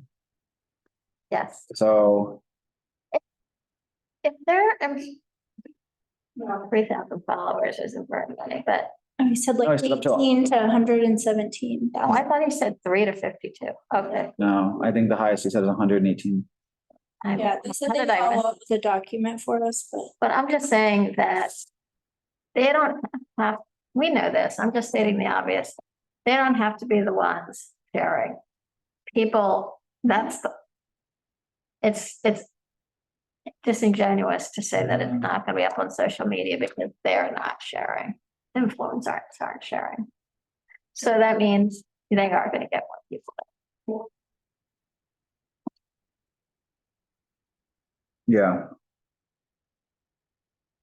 So that's a lot of people. There's a lot of people. Yeah. How many influencers did they say? 6. That's. Wow. That's over 500,000. Well, some, no. You add them all some of them together. are- Some of them are smaller. Okay. But probably in aggregate, They're added to. most of that, yeah.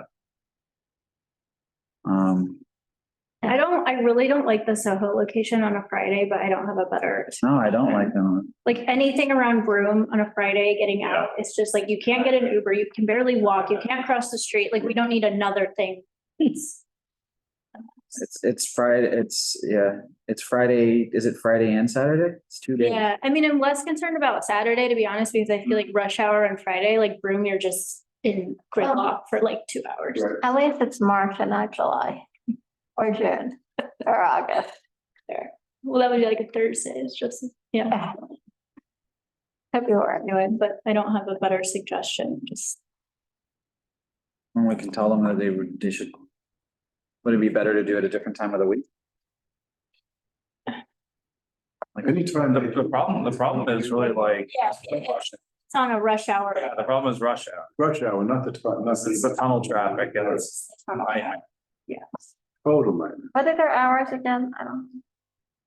Oh, 8 AM and they, So- and they're, oh, yeah, they go till about 8 PM. So, I They mean, go late. if we think it's a legitimate traffic disruption, I mean, that would be a reason to suggest denial to SAPO, right? So they told us we can't deny based on, you know, the fact that it's just because it's a corporate event, we know that, but if it's like, if there's actual disruption, then we should flag, that's one of the things they told us we should flag. Or, I mean, literally beloved, which we just voted yes on, is the same location, but on a Thursday. I think we highlight that the concern is rush hour on a Friday, Saturday, Sunday, I think. Sunday. Is it? Yeah. I mean, Sunday's not as bad. People No. are coming in, it's coming back in. But Well, also they're further up. They're in front of Zara, which at least like, because do people turn right on Broadway? Right? Yeah. so you could maybe suggest that if they're in the location Monday through Thursday, Further up would be helpful. further up, or they Monday through Thursday. Yeah, it's really old. Okay. So what do people want to do? Deny unless they move it to Yeah. Monday through Thursday or further up the block. I'd be down for that. Again, it's really about, it's really about letting SAPO know that that's gonna, like a certain location for a certain reason, pose a real problem. And so that's how we can structure it. If that's what people want to do. So we're doing the deny unless? Yes, correct. Yeah. Okay, Good. All in favor? I, Opposed? And then we'll just note that, you know, we're worried about the traffic during rush hour. yeah, that shouldn't be like a, No, this Controversial. is the kind of info that SAPO wants to hear from us.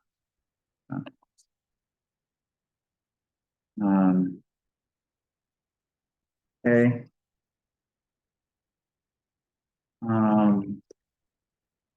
We voted for both. Dr. Jets. Yeah, I mean, the other one is what it's, 13th, yeah. I think that one I think is less. Yeah, I agree. Yeah. All in favor, we can just approve that one. Yeah. Want to do that? All in favor of that? I, Opposed, abstain?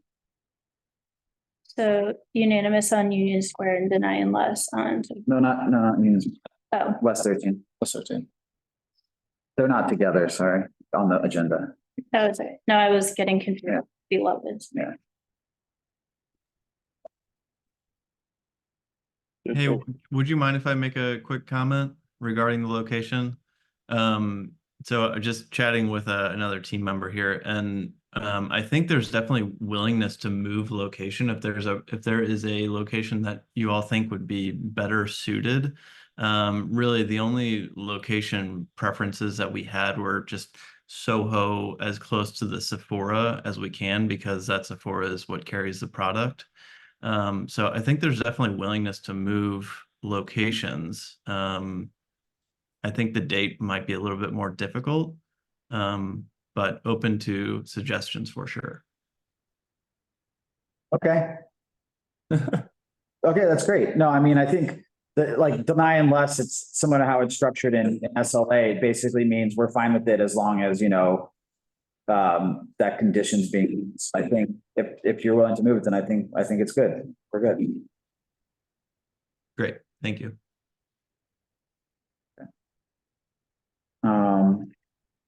We're good. We're good with it. I mean, it'll still be deny unless, but it will just say that, you know, they express willingness. And we cannot recommend the alternate location, we just want them to think about it. Yeah, deny unless means that if it's met, then we're suggesting approval. That's how it works. Okay. So where are we? Super group? Yes. Yep. I mean, this is a super busy location too. What was the one that there was one that we did last month at that location, and I heard feedback that it was like pretty crazy. Neutrogena? Is it Neutrogena? Was there, was it? Wait, what place? It was right in front of Sephora, but it was Regina. No, I was the one who said, I went there, I got my samples. Yeah. They had a ton of ambassadors so that you never really got to the line. They were literally walking down the block at you, handing out samples. That's great. And then This isn't a different applicant. yes, but but it can work. if they have enough people who are like reaching out into the crowd. And then the only line was for the coffee. And it, you know, it was fine. I got my samples. I didn't pay for the coffee. So The coffee. this would strike me as a great opportunity to suggest the little plaza. Because it's only.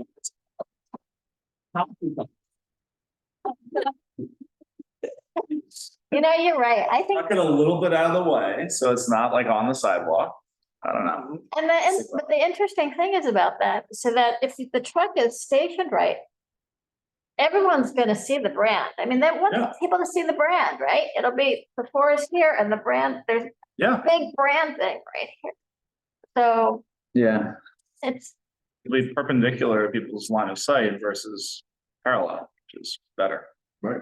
Good for All right, I'm fine with that. Okay.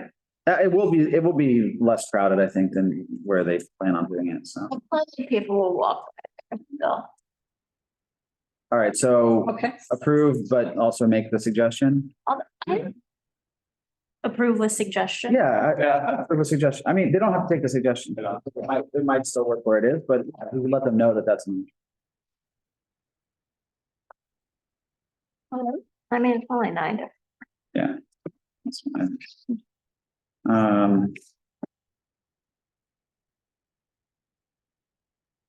Okay, one each, yeah.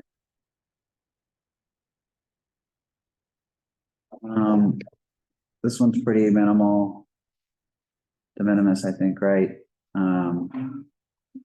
Was fine, right? I think we approve, and we mentioned the comment about cars starting to turn in the curb lane and moving it. Yeah, a lot further back. Yeah. You okay with that? Yeah. All in favor? Aye. Opposed, abstain? All right.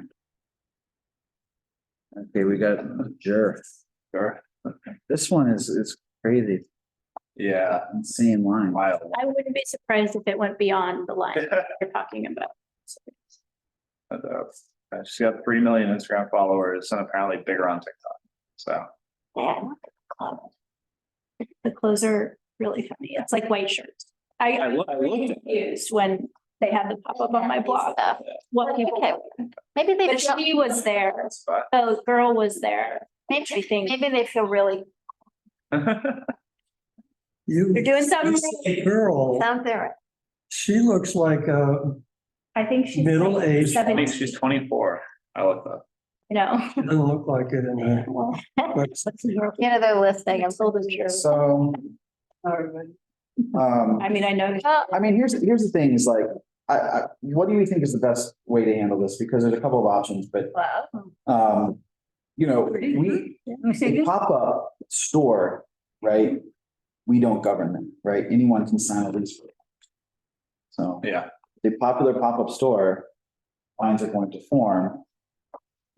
And so if you Saying, make the best of the best situation. Yeah, like the store is gonna be the store. Mhm. And, to me, I think if there needs to be a large outreach program conducted on this. Because they said they haven't done any outreach and. Oh, yeah. Going on for a long period of time, so. I think you raised a good point, Will, like, I mean, Supreme is open all week, and there are lines of Supreme all the time, and it's better that they have stanchions and like have a place for people to go as opposed to just filling on the street, so. This store is gonna happen anyway, which again, we can't prove or deny. Maybe it's better to have like a large area sidewalk reserved so they can actually. Yeah. I think we just need to make sure that they do really significant outreach to the residents on all blocks that might be affected as well as businesses. And so. Yeah. I will say, I think this location for a pop-up that has a lot of popularity is better than the last location they did. Not just because I live there, because it's less business. I know it's less, yeah, but that other one is. Spring and Elizabeth. I mean, Elizabeth and it's the Glory for a while, and then it's like just pop-ups. There's a narrow side. Narrow sidewalks, and it's like already busy as is on the weekends. We don't need that. But I do think I want to like give good actors the benefit of the doubt. They did do like as good a job as they could for how many people were there. Okay. So what do we want to say? They need to conduct outreach. We would see, maybe do we want to suggest a ticketed system? If I think there definitely should be a ticketed. Yeah. Recommend Eventbrite, everyone seems to use them. Yeah, I don't think they're doing that. We should tell them. So is it deny unless, is it approve with strong recommendation? People, I'm gonna phrase it. I think. Approve with strong. Yeah, you can have the more stuff to do. And the RECO is outreach and ticketed system. Yeah. Yes, correct. And the ticketing system. All right, all in favor? Aye. Those abstain? Okay. Thank you. And we should just like follow up also to make sure outreach is.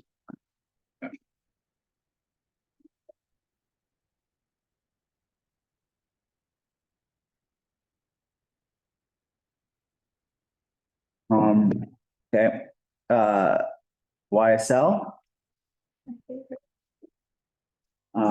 I think the line's probably the main concern. I mean, the structure is small relative to other stuff we've seen in the plaza. It is only one day, which I think is good. They shrank it from 2 days. I think if they coordinate with the bid, the pros of the bid will make sure they know how to handle the line. So. You know, that armed holdup at UT, is there more police presence around Danville or up in the meat packing? I could not answer that. I don't know. Haven't been over there. Donna would know. I was just curious if that impacted all any of this stuff. Yeah, since they did say that they were gonna use timed entry and line mitigation, and I think they're handling it well. All right, I would just approve with the suggestion that please make sure you coordinate with the bid and online management. People okay with that? Mm-hmm. Yes. Oh, I have to recuse. Okay. Sorry. Client. They're owned by L'Oreal and we have current projects. Okay. All in favor? Aye. Those abstain, they're recused, okay.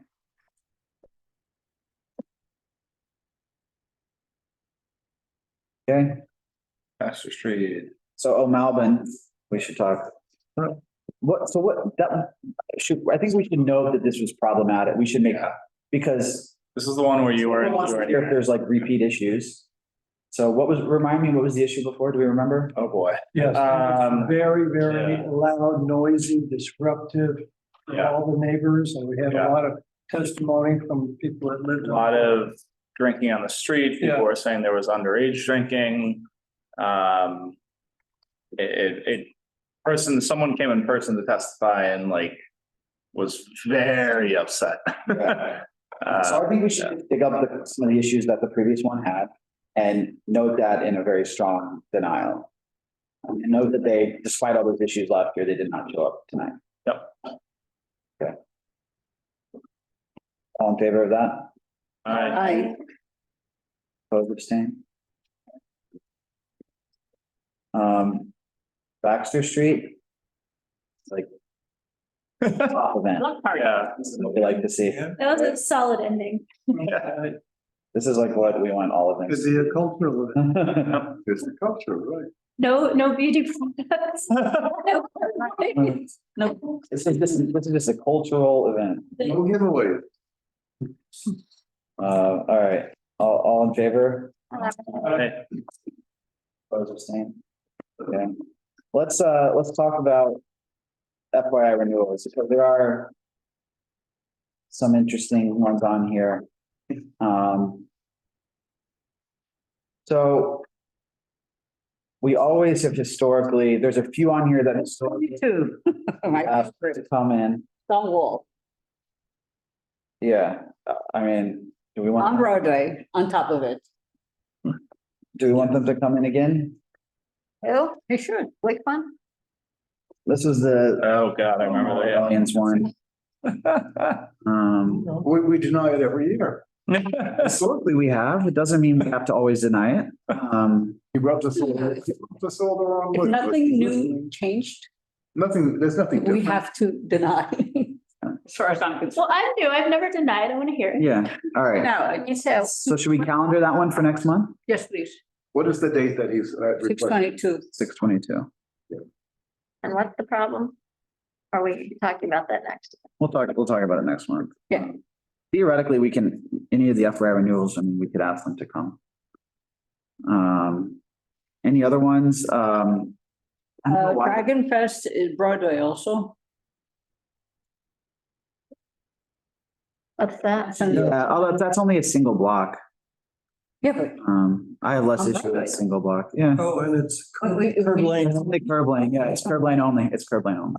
What is the dragon? You're right, curb line.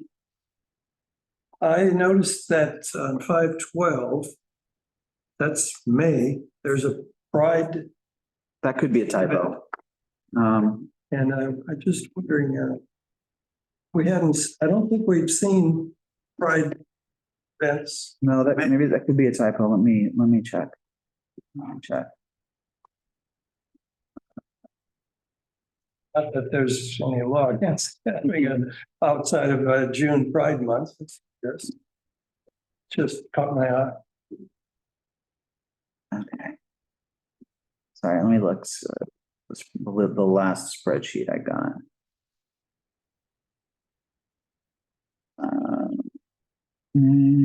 Sorry. The last spreadsheet I saw was on the 12th. Let me see if I can find the application. Hold on. What is the location? They should all be on the schedule. After? They should be on the schedule. I'm trying to remember. Did we do one last year? Right on. All right, hold on. Let me pull up the application. It's on the website. Maybe they're just trying to get. Sponsored by Pride Democrats. Yeah. It's a repeat event. Yes. It's a repeat event. Is it June or May? It says May. Oh, there you And then the other one I had flagged was Festival of St. Anthony. Why did I flag that one? Which one? 6/16. St. Anthony's? I only flagged it because it didn't say on the application. I thought it might be a repeat event. Does anyone know this one? Because it did not say in the application, there's a field where they can put if it's a repeat event, and I did not see that filled in. So I wasn't 100% sure whether this was a repeat. Does anyone remember this one? Certainly sounds familiar, but. Could you read the description again, Will? It is Festival of St. Anthony Roman Catholic Church, Sullivan Street between Prince Street and, he wants a description. I'm sorry. Yeah, like when I searched through my email, like I couldn't find. I don't recall doing that. I couldn't find old ones. There's a St. Anthony flea market, right? Yeah. It's different. That's different. It's a street closure. So yeah, that was why I flagged it, because I couldn't I couldn't find, searching for like St. Anthony and stuff in my email. I wasn't sure if this had been done before. So if we think it may not be, you know what, why don't we lay that over? And I'll have the office check if it's a repeat event, ask them, and then we can decide whether to put them FYI renewal next month or calendar it. Is that okay? Yes. Okay. Okay.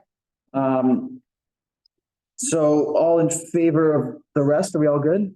Yeah. Say aye. Yeah, oh, sorry. We can vote. I just have a question. I'm curious.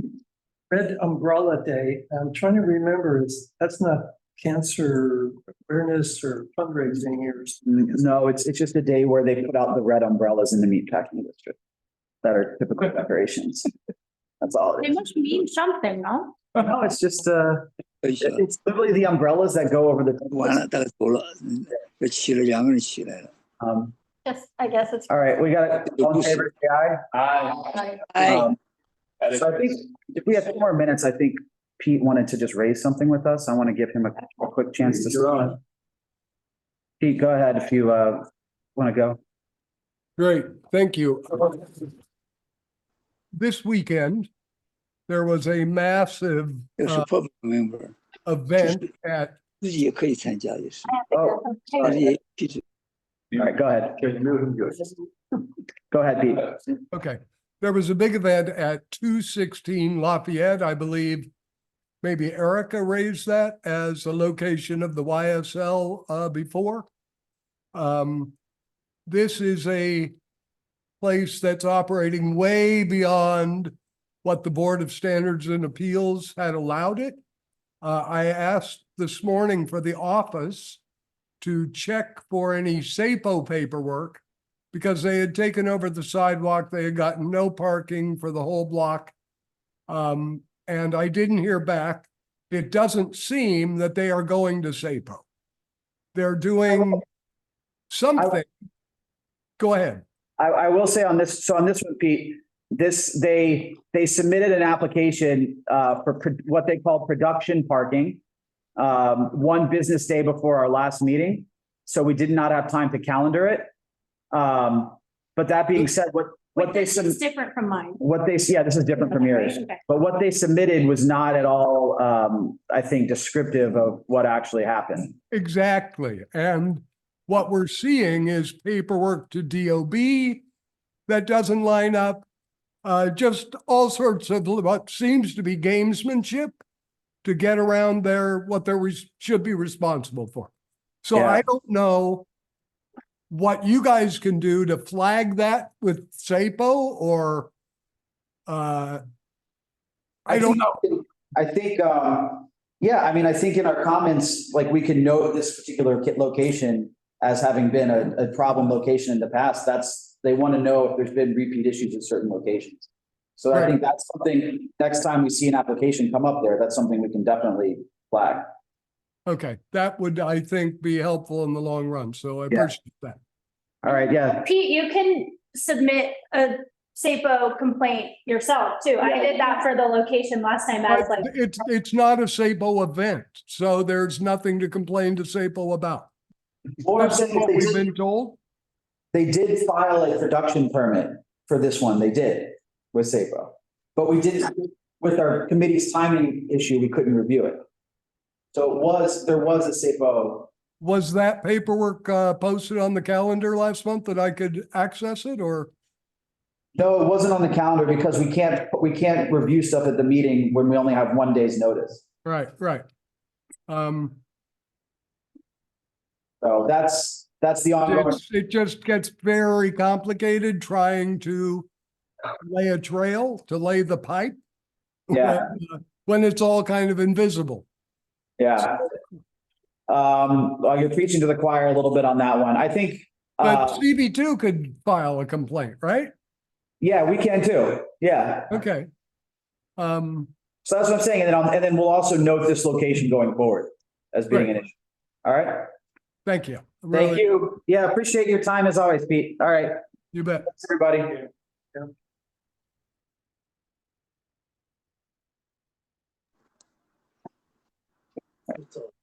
Okay, bye-bye. Thank you. All right, thanks, Ed. I'm gonna sign out.